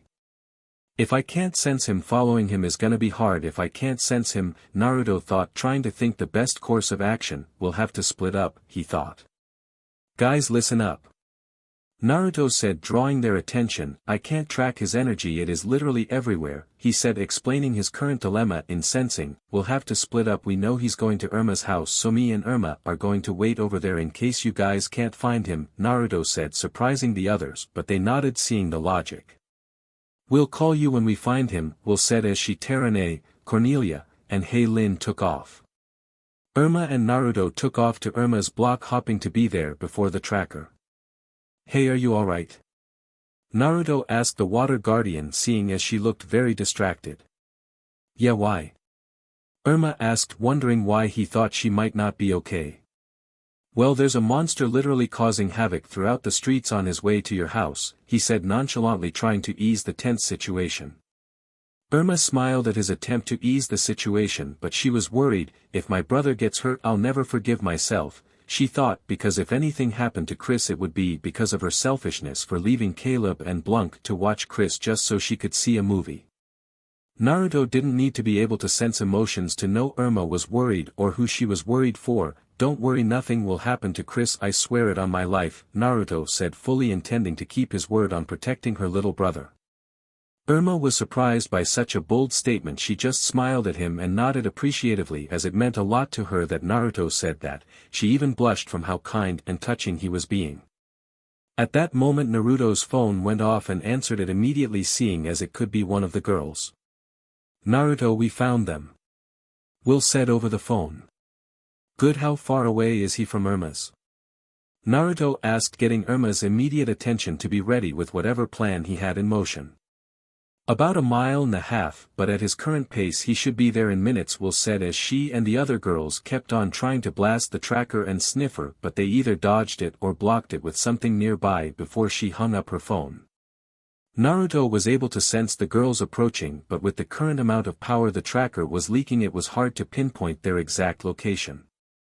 Naruto looked towards Irma. "You ready?" he asked as they were about to be in a fight in a matter of minutes. Irma just smirked. "You betcha babe," she said confidently, no longer having any doubts thanks to Naruto's words of encouragement. Naruto blushed a little at being called babe, but smirked at the girl's response, but his smile and light blush quickly went away as soon as the sounds of explosions and blasts were heard in the distance, signaling that the other girls and the tracker were getting closer, so he and Irma charged toward the tracker ready to fight. Earlier at the theater, Naruto's other clone, who was currently waiting in line at the movie, was slightly on edge not being able to fight. He was brought out of his thoughts of what could be happening as a familiar DLVRY truck came by the theater. It was the DLVRY truck for the Silver Dragon. He doubted it was Yen Lin since she was supposed to be watching Chris, but the moment the door of the car opened to reveal Hei Lin's father, Naruto's clone felt a headache coming on, as Hei Lin's father was a bit out there when it came to his daughter. "Naruto, where is Hei Lin?" Chen Lin asked, panicking that his baby girl was nowhere in sight. Naruto's clone was slightly starting to visibly sweat as the situation hit a real curveball, with Hei Lin's father showing up when Hei Lin was currently off fighting the tracker with the others.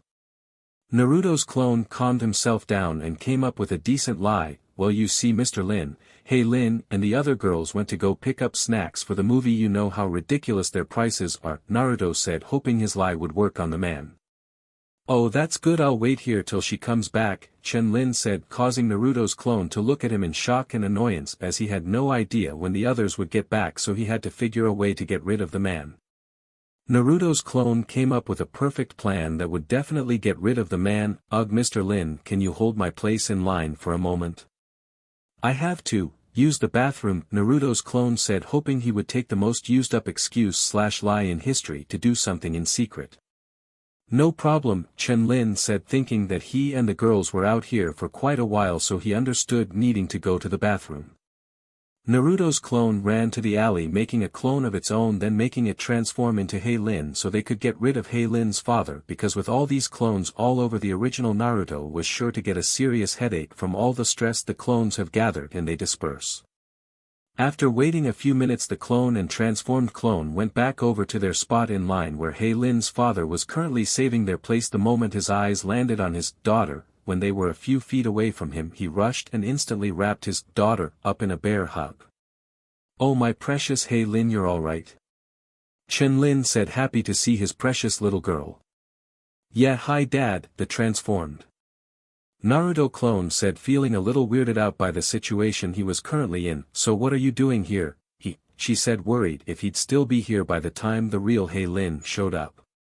The Hei Lin/Naruto clone had to think of something until she realized something that would make the helicopter parent run straight to the Silver Dragon. "Dad," the Hei Lin/Naruto clone said so calmly it was frightening to the parent and other Naruto clone. "Does Grandma know you're here? If she doesn't, I'm sure she'd be pretty mad," she said, still completely calm, but it scared both Chen Lin and the Naruto clone from just thinking of being on the receiving end of the elderly woman's fury. Chen Lin couldn't run fast enough back to the Silver Dragon DLVRY truck, as he was completely afraid from the very thought of angering his mother. The Hei Lin/Naruto clone burst into a laughing fit from seeing the adult man's reaction. The other Naruto clone was confused at how the other Hei Lin/Naruto clone was able to do that. It was like he was seeing a ghost of Granny Tsunade when she made calm silent threats. He was even more afraid of the thought of seeing the real Hei Lin ever being able to do that. Cute, pretty, and terrifying were never a good combination. Wait, did I say she was cute? Naruto's clone thought in surprise. Outside of Irma's house, Naruto and the girls were currently fighting the tracker, but as they fought, Naruto realized that there were a few things different about the tracker, like his scent. It smelled like a burnt, rotting smell, and he had a few scars which appeared to be similar to burned scars, but they were more familiar to Naruto. They almost seemed like they were caused by high voltage electricity. The tracker suddenly grabbed his chest and ripped it open, unleashing a swarm of bat creatures. It, not this again. Naruto thought really not liking these things after dealing with them the first time, and what was worse was that he couldn't use the almighty push to repel them as there was too much he could destroy and he couldn't fully control it, so that was even more reason not to use it. Inside Irma's house. Yen Lin thought in worry for her granddaughter as she knew of the tracker's reputation and knew he would be a dangerous adversary. The Naruto clone in the house could only watch in frustration as he knew that if he went outside he could dispel, and on the off chance the original Naruto and the girls lost he would be the last line of defense to protect Yen Lin and Chris, so all the clone could do was wait and watch. Back outside the house. This is just not my day, Naruto thought as he was covered in bites from the bats and was currently dodging the sniffer. I'm gonna need some shots after this, he thought, not knowing if the bats had rabies, but even if he did he realized the fox would cure it. Cornelia saw the tracker approach Irma's house and quickly erected a wall of trees around the house to block the tracker from entering her friend's house. The tracker opened his chest once again to unleash even more bat creatures to destroy the trees blocking his way, and as soon as they were cleared he started to march toward the front door. Irma immediately rushed to the front of her house, standing between the tracker and the door to her house. You're not gonna enter my home, Irma said, fully determined, and she was so angry at the sight of the tracker it was maddening. Irma immediately blasted the tracker with a torrent of water, hoping to send him back and prevent him from entering her home. The tracker wasn't just gonna stand there and take the liquid assault, so he flung his magic mace directly into the torrent of water, managing to make direct contact and hit Irma in her stomach. Irma didn't see the mace coming, but when it made contact it sent her crashing into the wall of her house right next to the front door. Naruto saw Irma get hit by the mace, and in that moment of distraction the sniffer took the opportunity and bit his forearm. The moment the sniffer bit him he threw him up in the air. Girls, blast him, he screamed out. Will shot a lightning bolt, hoping to knock him unconscious or at the very least stun him. Terene blasted a low-heated fireball at the mutated mutt, hoping to at least get some damage done in. Cornelia levitated some nearby stones, used her power to make them into projectiles as she sent them directly toward the sniffer, making a decent attack, and quickly sent some vines up and wrapped them around the sniffer's legs so the moment he hit the ground he would be immobilized. Lin created a whirlwind up above and sent it downwards, making the sniffer have an extremely harsh landing. Irma was somehow able to get back on her feet with a little difficulty, and when she did she saw the tracker just feet away from her door. The only thing running through Irma's mind was her little brother's safety. I don't care how hurt I am, I'm going to protect my little brother. Irma thought angrily as she stood up, channeling as much power as she could and much more than she knew she had. Fortress-like temple in an unknown location. The Oracle and Luba were once again staring at the Oromirs, and just like last time one of them grew and glowed brighter than before. Oracle, this is the second time this has occurred, what could it mean? Luba asked, both in panic and curiosity. The Oracle just looked at the Oromirs, wondering just like Luba was why 2 out of the 5 Oromirs were now stronger than before and what it meant for the now current Guardians. I don't know what it could mean, but as I've said before, it might be a sign that the current Guardian of that Oromir is ready, so there's no need for panic, the Oracle said, walking away, leaving a bewildered and confused Luba. As the Oracle walked away he tried using his power of foresight, and to his surprise, it failed. My power can't seem to see the future, the Oracle thought, which was odd and concerning. If the future wasn't set he wouldn't be able to know what certain events would transpire, which gave the side of good a major disadvantage. Back outside Irma's house. Irma looked at the tracker with pure determination and anger. Her power could literally be seen coursing through her eyes as the normally brown eyes turned to a light shade of blue, and not only that but her power seemed to affect the very things around her. Water shot up from underneath all the hydrants around Irma's block and surrounded Irma's house, all of it circling around her almost as if it was just waiting for her command. Irma, who still had an angry look, focused all her power into the technique Naruto taught her. Creating a water dragon, she extended her hand as directly at the tracker the dragon shot right at him, unleashing an extremely violent, seemingly never-ending torrent of water at him, sending him upward. When the tracker was high enough Irma sent her raised hand down, making her water dragon descend with the tracker straight down onto her lawn. While all this happened, Naruto and the rest of the Guardians could only watch in awe from Irma's display of power. She's come a long way since we started training. Not only has she made a perfect water dragon, she made it almost 3 times the size of a regular one, Naruto thought, truly impressed by what he saw. Irma's power was beginning to fade after such intense use of it. She fell to the ground surprisingly still conscious, but extremely exhausted. The tracker laid on Irma's lawn in a small crater filled with water from the impact he made from Irma's attack. Even though he suffered tremendous damage, he got up and approached the now weakened water guardian. He raised his hand ready to pierce her chest, fully intending to take her life. As he was about to hit his mark, his hand was halted mere inches from the water guardian's heart by Naruto's strong grip holding his wrist, preventing him from killing the water guardian. "Sorry, but you're not killing anyone today," Naruto said as he charged a Rasengan in his left hand while his right was still firmly holding the trackers. When the blue sphere was ready, Naruto forced it into his chest, blasting him to one of the still standing trees that Cornelia made. "Girls, we gotta hit this thing with everything you've got," Naruto said, fully believing that the tracker could walk off a lot of injuries, seeing as how he survived his attacks and Irma's water dragon. The girls nodded, wanting nothing more than to take the tracker down and also put their training to the test. Will was first readying a Chidori, rushing towards the tracker who still had his back to the tree, and when she got close mere inches from him she extended her hand towards the tracker's right shoulder, instantly tearing it off from his body.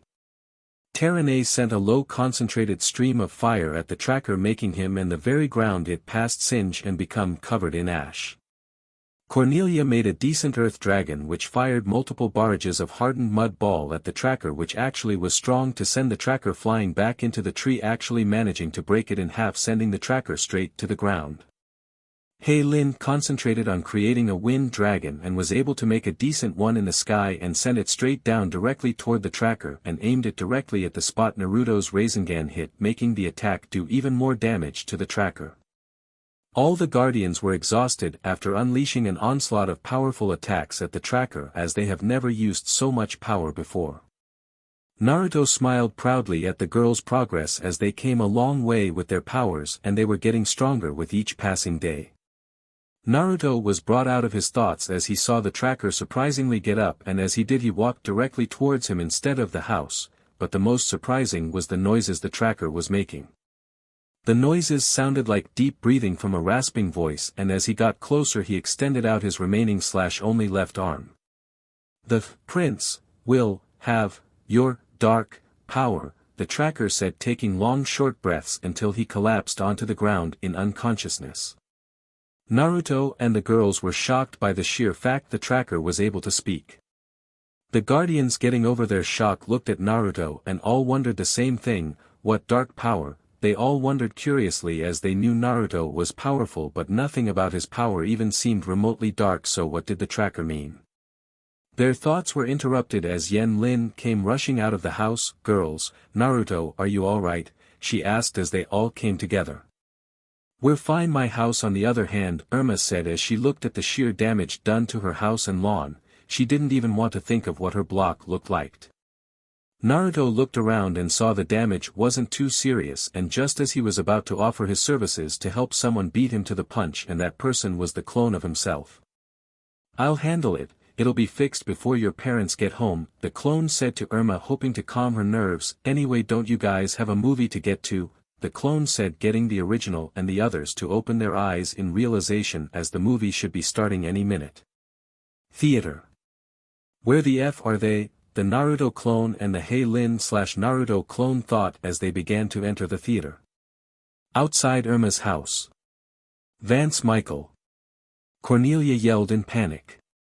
"Oh God!" were the collective thoughts of the girls as they saw the pitiful sight of Cornelia overreacting. While the girls watched Cornelia overreact enough to cover all of them, Naruto was thinking of what to do with the unconscious tracker and sniffer, so he needed to find the portal they came out of and get them back to the meridian. A sudden thought came through his head and he immediately called a certain number. "Hello?" Caleb's voice came through the phone.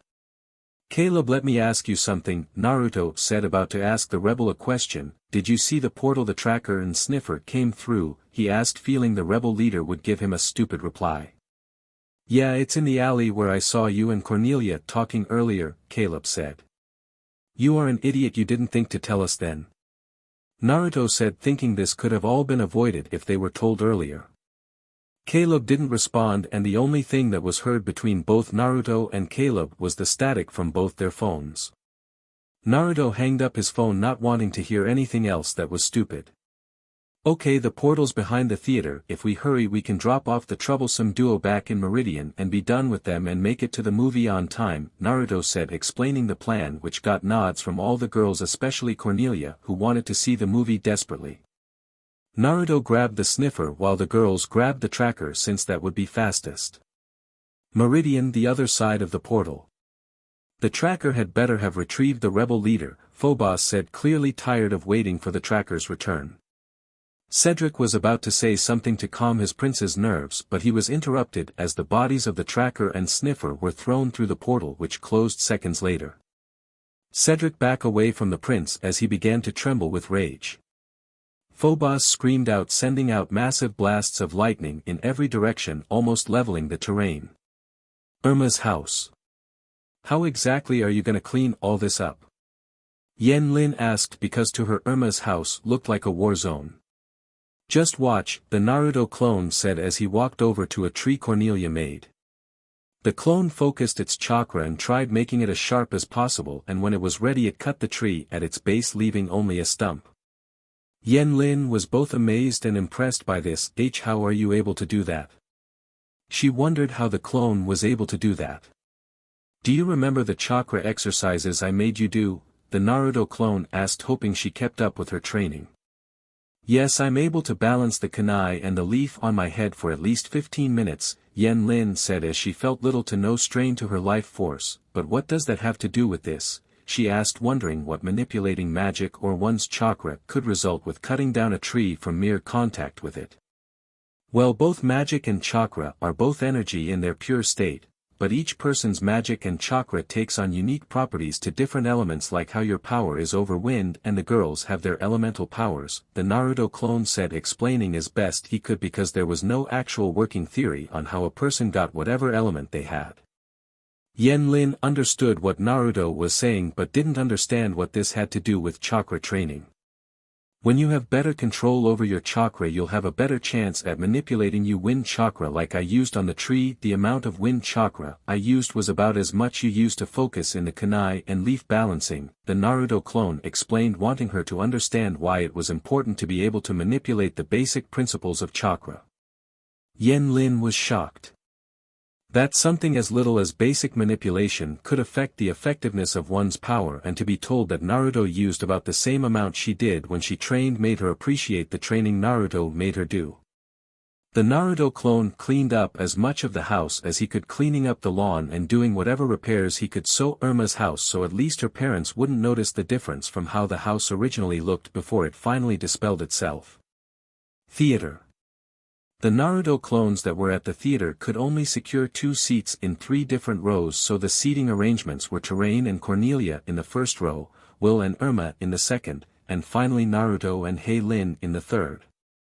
Time skip halfway through the movie. Naruto and Hei Lin had their eyes glued to the screen, full of excitement at what would happen next.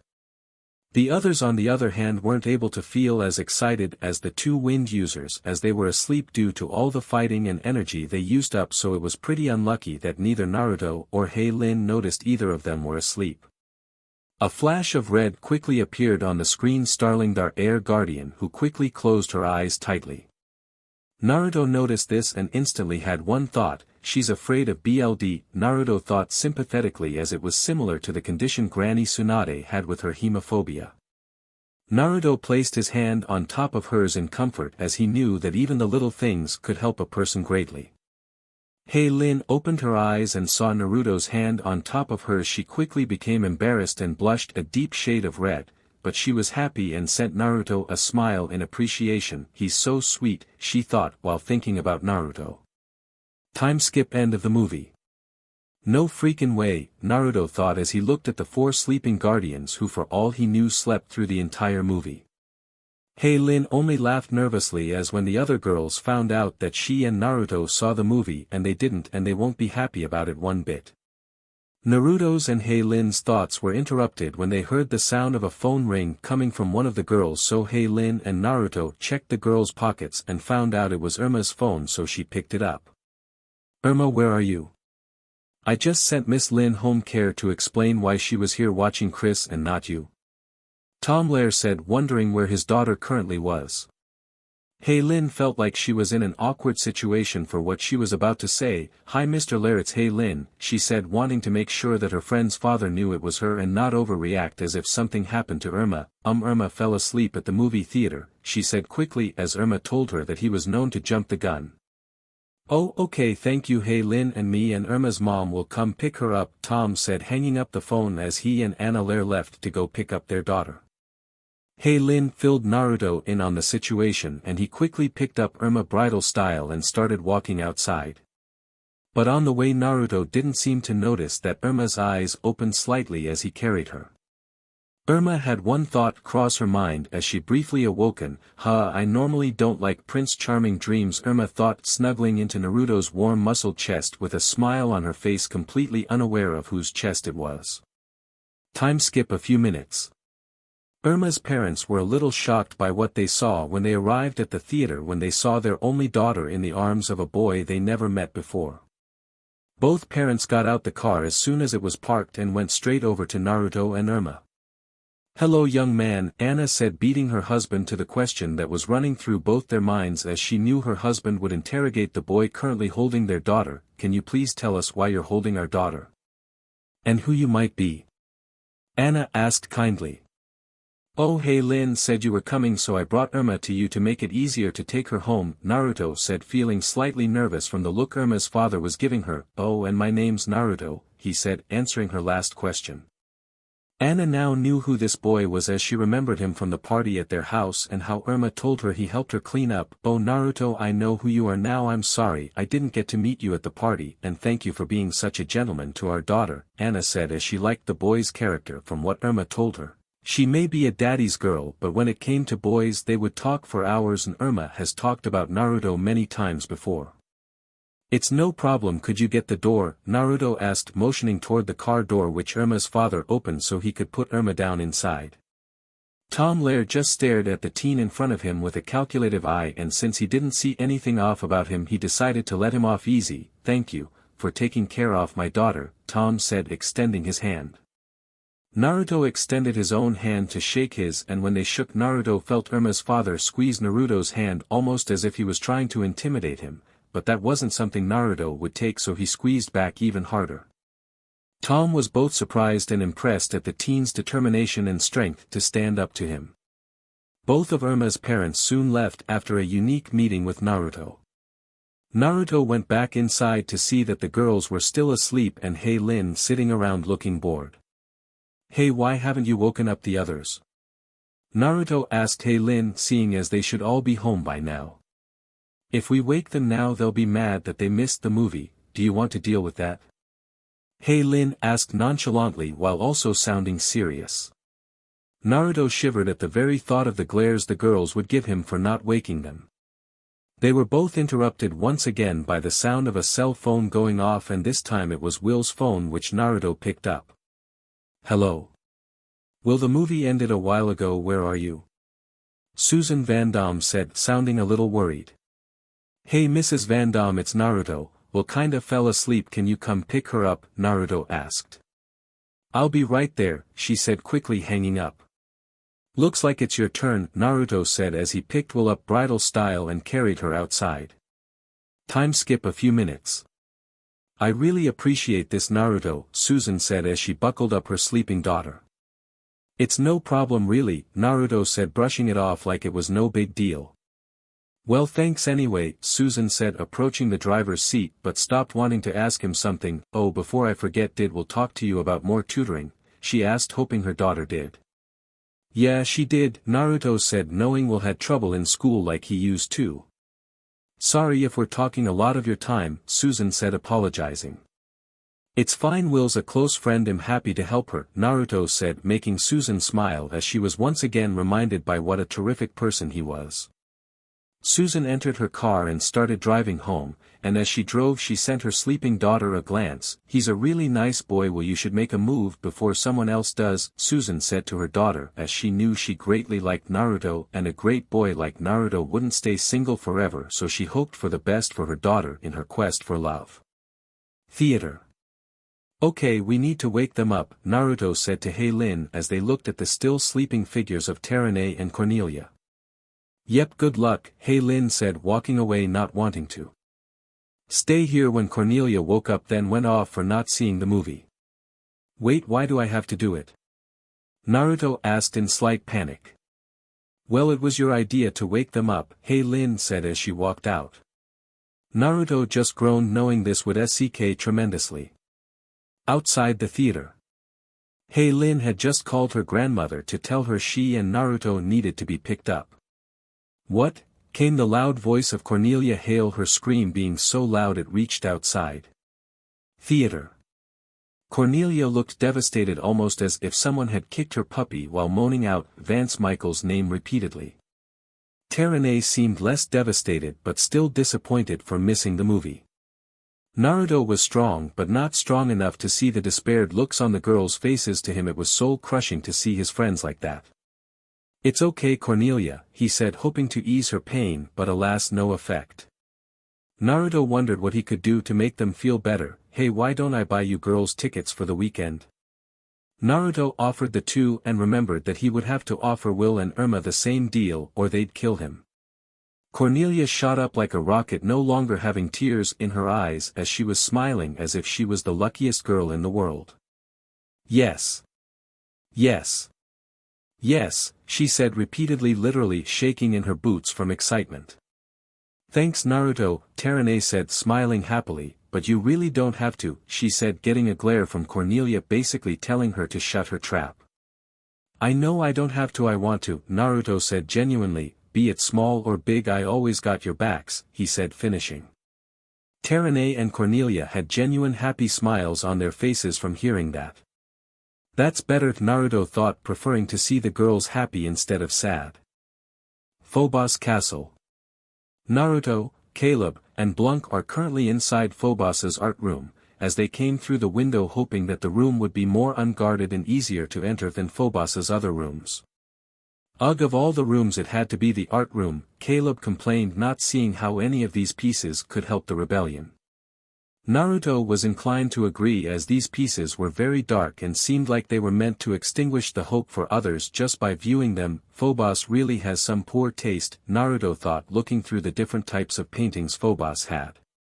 His eyes wandered and settled on one in particular painting which seemed bright and joyful, almost like a better tomorrow, which confused him as Phobos' other pieces were the exact opposite. "Look underneath," Naruto thought, remembering his sensei's piece of advice as he got closer to the painting.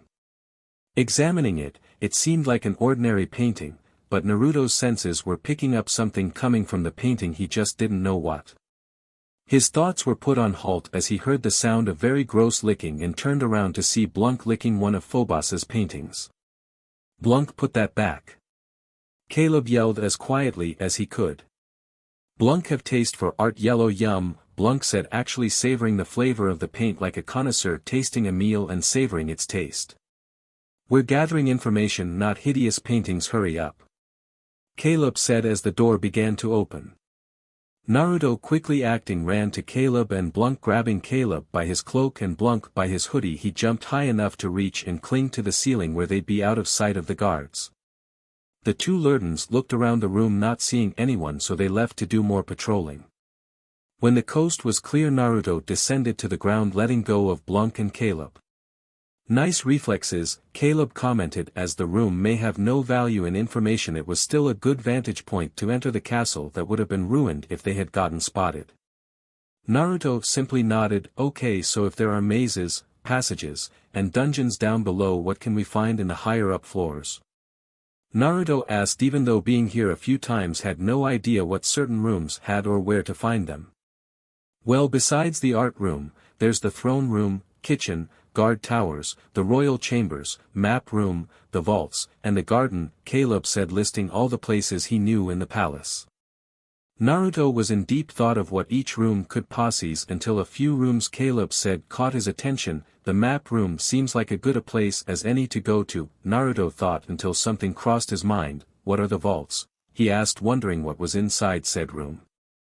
They're rooms that are full of treasure that was either found, belonged to the royal family, or was stolen from the people from what little gold and treasure they had, Caleb explained, remembering when guards ransacked people's homes for gold when he was just a kid. Naruto got a little angry as Phobos seemed to always hit a new low each and every time he heard more about the prince. Do you know where one of these rooms are? Naruto asked, having a truly mischievous smile which freaked out Caleb. Yeah, Caleb said, taking a step back in fear. Good, cause we're really gonna stick it to Phobos, Naruto said, making Caleb have his own smile as Naruto was a person who gave someone their just desserts and whatever he has planned for Phobos was something he wanted in on. Few minutes later. Caleb was a little stressed as he was hanging onto a rope tied around Naruto as he walked on the ceiling. We almost there? Naruto asked, relying on Caleb's sense of direction. Thankfully they were close, easing the rebel leader's nerves as he would soon be no longer dangling in the air. Yeah, turn left, Caleb said as Naruto turned towards Caleb's left as his left and rights were in reverse, being upside down. The two made it to two very large doors which were only guarded by two guards. Phobos' security is either too lax up here or he's so full of himself that he believes no one would make it this far, Naruto thought strategically. Naruto looked around to see if anything could draw the guard's attention. Seeing a vase down the hall, Naruto sent a silent but strong blast of wind, knocking it over, which got the guard's attention as it crashed to the ground, shattering it. What was that? Guard 1 asked as he looked over in the direction of the sound. I don't know, let's check it out, Guard 2 said as they left to inspect the noise. I literally cannot believe that worked, Naruto and Caleb thought as they descended to the ground, quickly heading inside the room, not wanting to be spotted. The moment they entered, their eyes were able to witness the vast amount of gold Phobos had in this vault. There were piles of gold coins, diamonds, emeralds, rubies, and other gems and precious metals. Caleb, how many vaults does Phobos have? Naruto asked, wondering how many rooms were like this one. A dozen in the castle and a few he has hidden throughout Meridian, Caleb said, knowing they're more riches than the ones in the room both he and Naruto were in. Naruto nodded and took out an empty storage seal and tossed it to the center of the room as it unraveled in midair. Naruto approached the seal and focused his chakra, extending the markings from the seal on the scroll to around the floor of the room. My FUNN is getting better, at least, Naruto thought, as it was difficult to extend an already written seal's area of sealing space. It was the same for summoning from what he could tell from his father's notes, and as he remembered from his fight with Pain, Ma summoned him, Fukasaku, Gamakichi, Gamambunta, Gamahiro, and Gamaken in one summon as a seal's area can be increased just by knowing the mechanics of the seals, making the chakra used for the technique the same as if it were an ordinary summon. The seal extended to the four corners of the room, and the moment it did, Naruto activated the seal, storing all the treasure in one little scroll. You know, every time I see that it's still just as impressive as it was the first time, Caleb said, truly marveled by the power of a piece of writing on some paper. Yep, I feel the same way. Seals are very useful when you know how to use them, Naruto said, putting the seal away. Yeah, what exactly is a seal? Caleb asked curiously as he remembered Cornelia and himself wanted answers about Naruto's techniques and anything else about him. Naruto, not seeing the harm, took a moment to explain. A seal is a symbol of power. You use your power as you write it, as it can increase gravity, store things within itself, sealing, and affect space and time. Naruto explained the very things that people have discovered with FUNN, as there was, even more, to be discovered. Caleb was speechless as he had no words that could even begin to describe such an ability. His thoughts were interrupted as a horn was blown, signaling an alarm. What happened? We weren't seen. Why's the alarm going off? Naruto asked, wondering if the rebel leader sent anyone else here. No, we weren't. So why? Caleb stopped for a moment to look around and saw that a certain Pauling wasn't with them.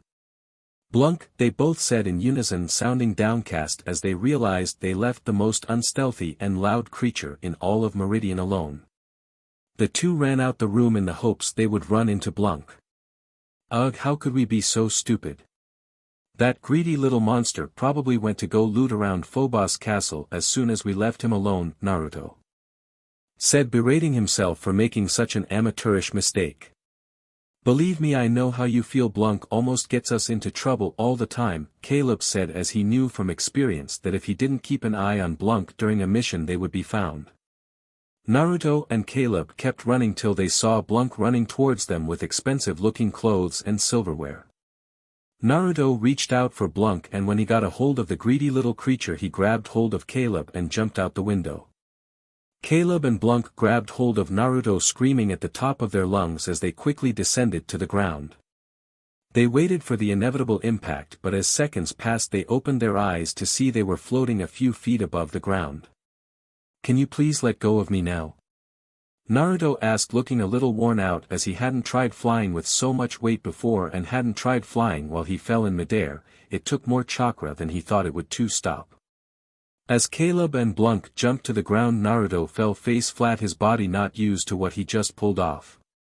Naruto didn't have the luxury of waiting as archers started shooting at him and the others, so they took off, escaping with what they managed to take from the castle.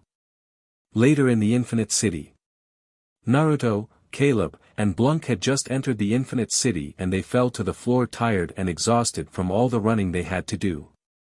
Hey Caleb, where do you want me to put this gold? Naruto said, wanting to empty out the scroll. Just unload it over by where we store our supplies, Caleb said, not even bothering to get up. Naruto did what the rebel leader said and unsealed all the treasure they acquired next to all the supplies, and soon rejoined his exhausted companions on the floor to regain some energy. After a while of rest, Naruto wondered how Abner was doing since he last saw him. Naruto quickly got up and ran toward the spot where he last saw Abner, and when he arrived he was left speechless. Abner was currently playing with a little girl, tossing her up in the air with his tail as the girl was laughing to her heart's content. Abner, even though playing with the child, sensed a familiar presence, and when he looked in its direction he was greeted with the sight of his friend Naruto. Instantly catching the girl, hoping she wouldn't make any noise as Abner hid her from his friend's sight and hoped Naruto didn't see anything. Oh, and Naruto, greetings, how are you doing? Abner asked nervously as he could feel the girl struggling to get out of the grasp of his tail, which wouldn't be so difficult if he wasn't restraining the strength of his tail so he wouldn't crush the girl. Oh, I'm fine, how are you doing? Naruto asked with a Cheshire grin plastered on his face. Abner was nervous as his hope of Naruto not seeing anything shrunk by the second. So you gonna introduce me to your friend? Naruto, making Abner lower his head in embarrassment. Abner lifted his tail, revealing the little girl who he gently placed on the ground. The little girl walked up to Naruto and looked at him in awe. Wow, you're him, Naruto, she said, as if she was amazed by his very presence. Naruto smiled as he got down on his knee so he would be closer to the girl's height. Yeah, that's me, nice to meet you, Naruto said as he held out his hand. The little girl wasted no time grabbing his hand with her very small hand and shook his hand as best she could. So how do you know Abner? He asked, wanting some details to how they met. Abner was nowhere near as fast as the child's mouth as she spilled the beans to how they met and how Abner would sometimes play with her, getting a smile out of Naruto as his friend was starting to open up with others. Hey, can you give me and Abner a moment alone to talk? Naruto asked the girl, and the girl took off, leaving the two alone. This proves nothing, Abner said as he knew what Naruto would say. Come on Abner, I said you should open up and look at that. You did, Naruto said in both pride and joy for his friend. Didn't think it would be with a little girl though, he continued, stifling a laugh. That has nothing to do with it, she is nothing but an innocent child, and she like you had no fear when she faced me and didn't see me as a monster, Abner said, in denial of Naruto being right, but also happy that he wasn't seen as just a beast. Naruto just kept his smile and walked away, leaving a brooding Abner, and walked back to Caleb. A few minutes later, Naruto returned and saw that Caleb was getting ready to return to the portal to Earth, but after he finished he approached Naruto with a seemingly full sack. Caleb handed the sack to Naruto, not saying a word, as he made way toward the exit to the infinite. Naruto looked inside the sack he was given and saw diamonds and gold. Caleb, why are you giving me this? He asked, not expecting a reward for his assistance. It's yours, you earned it, Caleb said in full honesty, as he believed after all of Naruto's hard work he was entitled to even just a reward, as he had helped supply the rebellion, reduce casualties, and increase their numbers. I can't accept his, Naruto said, as someone else could use this more than him. Naruto, you've more than earned that. You have helped the rebellion in so many ways without asking for anything in return. This is our way of saying thank you for all that you've done, Caleb said in total honesty, because without Naruto's help they would have been in a terrible spot. Naruto was surprised Caleb had said that to him and accepted the gift, knowing Caleb wouldn't let him return it. A few hours later at the Silver Dragon.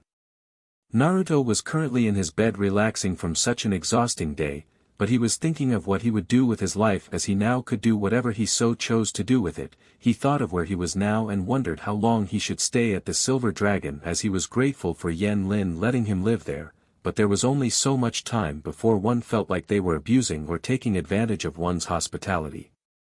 I should really find my own place, Naruto thought, as he could now afford it with his newly acquired riches, as with those alone he would be set for a very long time, and that's not counting the money he's saved from the paychecks he's gotten from Yen Lin, as he was able to save a lot because there were very few things he had to pay for.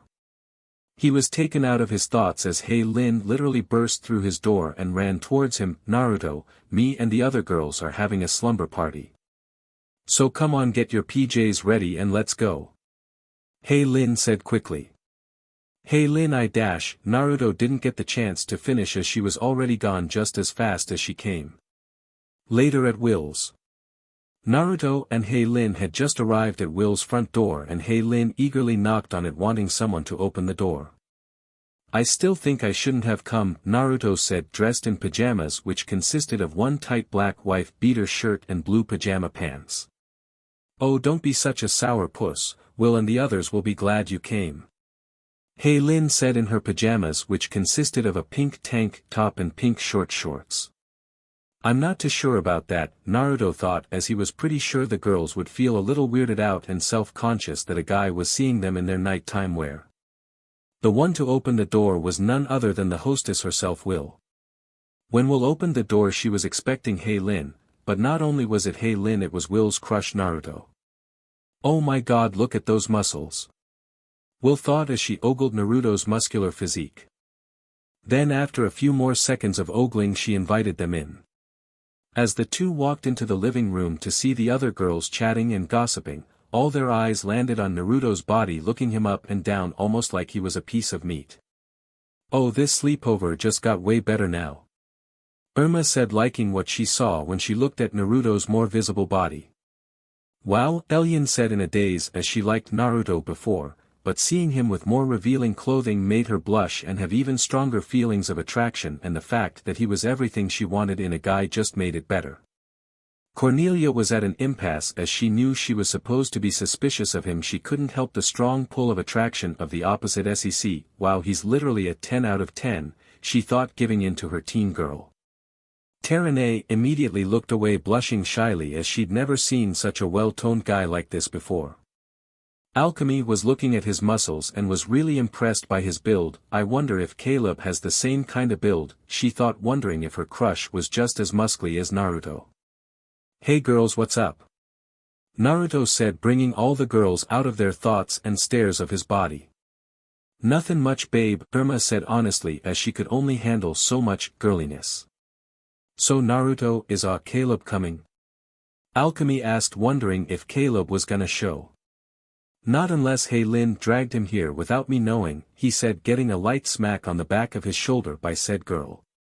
Anyway girls, I kinda need to tell you all something, Naruto said, wanting them all to listen to what he had to say. I got my inheritance and I'm getting my own place, he said, seeing various reactions from everyone. Will was excited he was getting his own place, as there wouldn't be as many distractions with where they were, as the Silver Dragon was always busy and school made them more busy. Irma was ecstatic that one of her friends would have their own place, and it was someone who knew their secret, making it that much sweeter. Terene was a little surprised that he could afford to get his own place. Cornelia was happy, as this would mean they wouldn't be stuck having to meet in the Silver Dragon basement, and it would give her the chance to look into him more. Hei Lin was actually pretty sad, as Naruto was someone who she enjoyed having around, as he helped her and spent time with her. Elyon and Alchemy were surprised, but Elyon wondered something from what Naruto said. Wait, you said inheritance from what? Elyon asked curiously. Naruto took a deep breath as it still stung a little to talk about his parents' death. It's an inheritance from my parents' death, Naruto said, lying about how he got the money, but the death about his parents was all truth. All the girls except Will were surprised by this revelation and couldn't fathom the pain he must have felt and didn't know what to say. Irma, wanting to desperately change the tension of the conversation, changed the topic. So Naruto, have you decided what kind of place you want to move into? Irma asked, hoping the conversation's mood would be changed. Nope, I haven't even begun to look, I just thought I would start looking today, Naruto said in complete honesty. Well, we'll help you, Will said quickly, thinking it would be fun. Yeah, all the girls said in unison. Thanks, Naruto said with a small smirk. So you guys, I got something for you guys to look at, Will said, giving each of them a catalog. So Will, what's with the pop quiz? Irma asked, wondering why they each got a magazine. I sorta kinda volunteered to be in charge of this year's spring carnival, Will said, surprising everyone except Naruto, who didn't what said carnival was. What? Don't you know how much work that is? Terene asked, wondering if Will understood the work that was involved. Okay, here's the thing, that's why I sorta kinda volunteered you guys to be my committee, Will said, seeing all the surprised looks all over their faces. Please, she asked, hoping her plea would be heard. We have been sleepover jacked. Irma said, feeling surprised as Will wasn't the type to pull this type of thing, as it seemed like something Hei Lin would do, as she had already done so before. Oh, gotta go, Hei Lin said, strangely not wanting to take on this particular activity.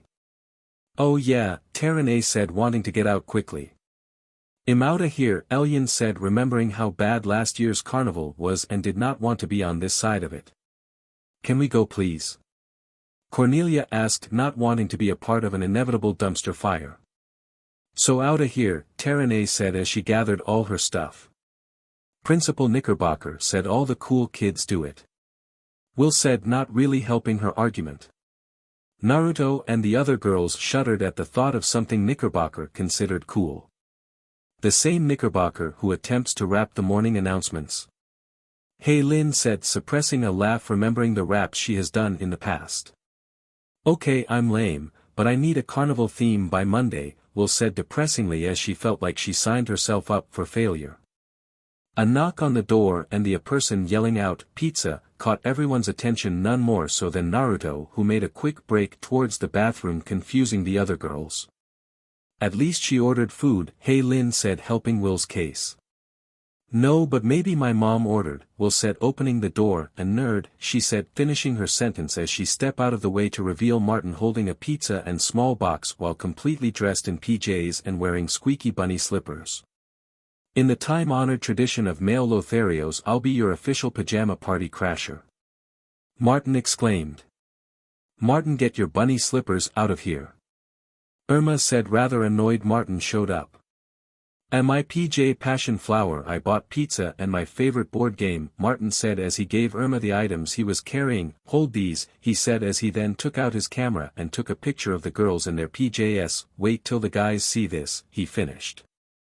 The girls were giving Martin an extreme icy glare for the extreme invasion of privacy and his audacity for taking a picture of them in their nighttime wear. Faster than he could think, Irma flipped him over and hit him so hard he ended up sliding across the floor, making the others and herself laugh at the position he ended up in. Hey! Martin complained, not understanding why they kicked him out. Hey, can someone get Naruto? Will asked, still confused as to why he ran to the bathroom. Everyone had a similar thought, and when they all reached the bathroom and opened the door they were greeted with a strange sight. Naruto was currently struggling to get through Will's bathroom window with only the top half of his body actually making it through, giving all the girls a perfect chance to view his butt. After watching him struggle to get through the window for a few minutes, the girls decided it had been long enough and decided to ask, "Why are you trying to climb out my window?" Will asked, truly curious. Naruto stopped struggling to get through the window and pulled himself back inside to see the strange looks he was getting from the girls. I thought Will's mom showed up and well I was kinda trying to make a break for it, Naruto said nervously, getting some laughs and weird looks. Okay, enough of this, let's go back in the living room, Will said as a lot of crazy things happen in her life and somehow this situation wasn't that weird. As Will walked she saw the board game Martin brought and had looked over as the cover seemed interesting. Taking a seat at the table while Irma took a slice of pizza, Will read out the game's name: Knights, Knaves, and Newts. Will asked, unfamiliar with the name of the game. The game's dweebs play, Irma said, giving Will the best translation she could. And they're about to play them in the school parking lot. Will said all excitedly as she finally had an idea for the carnival. Oh good God! Irma thought as she knew Martin would go nuts for this type of thing. Morning. Naruto was currently sleeping on the couch resting peacefully until his ultra-heightened senses heard one of the door's locks become unlocked. Oh crp, it's Will's mom. Naruto as he suddenly jumped off the couch and ran toward the living room window opening, then proceeding to jump and cling to the while also feeling very glad he didn't bring that much stuff, but also felt downcast because he and the girls had school today and his clothes were in Lin's bag. Susan Vandom entered her home tired from a long night of work but smiled as she saw her daughter and friends sleeping on the floor of the living room. She would have let them sleep longer if it wasn't a school day, so she went over to her and shook her lightly till she began to stir. As Will opened her eyes and her vision became clearer, she saw her mother and slightly panicked, wondering if she saw Naruto. Come on Will, time to get yourself up and wake your friends too, it's almost time for school, Susan said, leaving a worried Will to wonder and look around for Naruto, but she couldn't find a trace of him anywhere, not until she looked at the window seeing Naruto on the other side and immediately rushed over and opened it. Why the hell are you outside sticking to my building's wall? Will asked as quietly as she could while also looking around, not seeing anyone outside due to it being so early. I woke up and heard your mom unlocking the door. Do you want to explain why I was here to begin with? He asked, and can you get me my clothes? They're in Lin's bag, I'll go change on the roof and meet you and the others downstairs when you're all ready, he said as he waited for Will to give him his clothes, hoping no one saw him as he stuck to the side of the building. So alright folks, that's all for today. Stay tuned for part 5. Do subscribe, like and share for more such videos. Also check out the story in author's pyrohelixdrago, KFB Anime 87 on fanfiction.net. Press the bell icon to be notified first on release. See you in the next video, till then goodbye.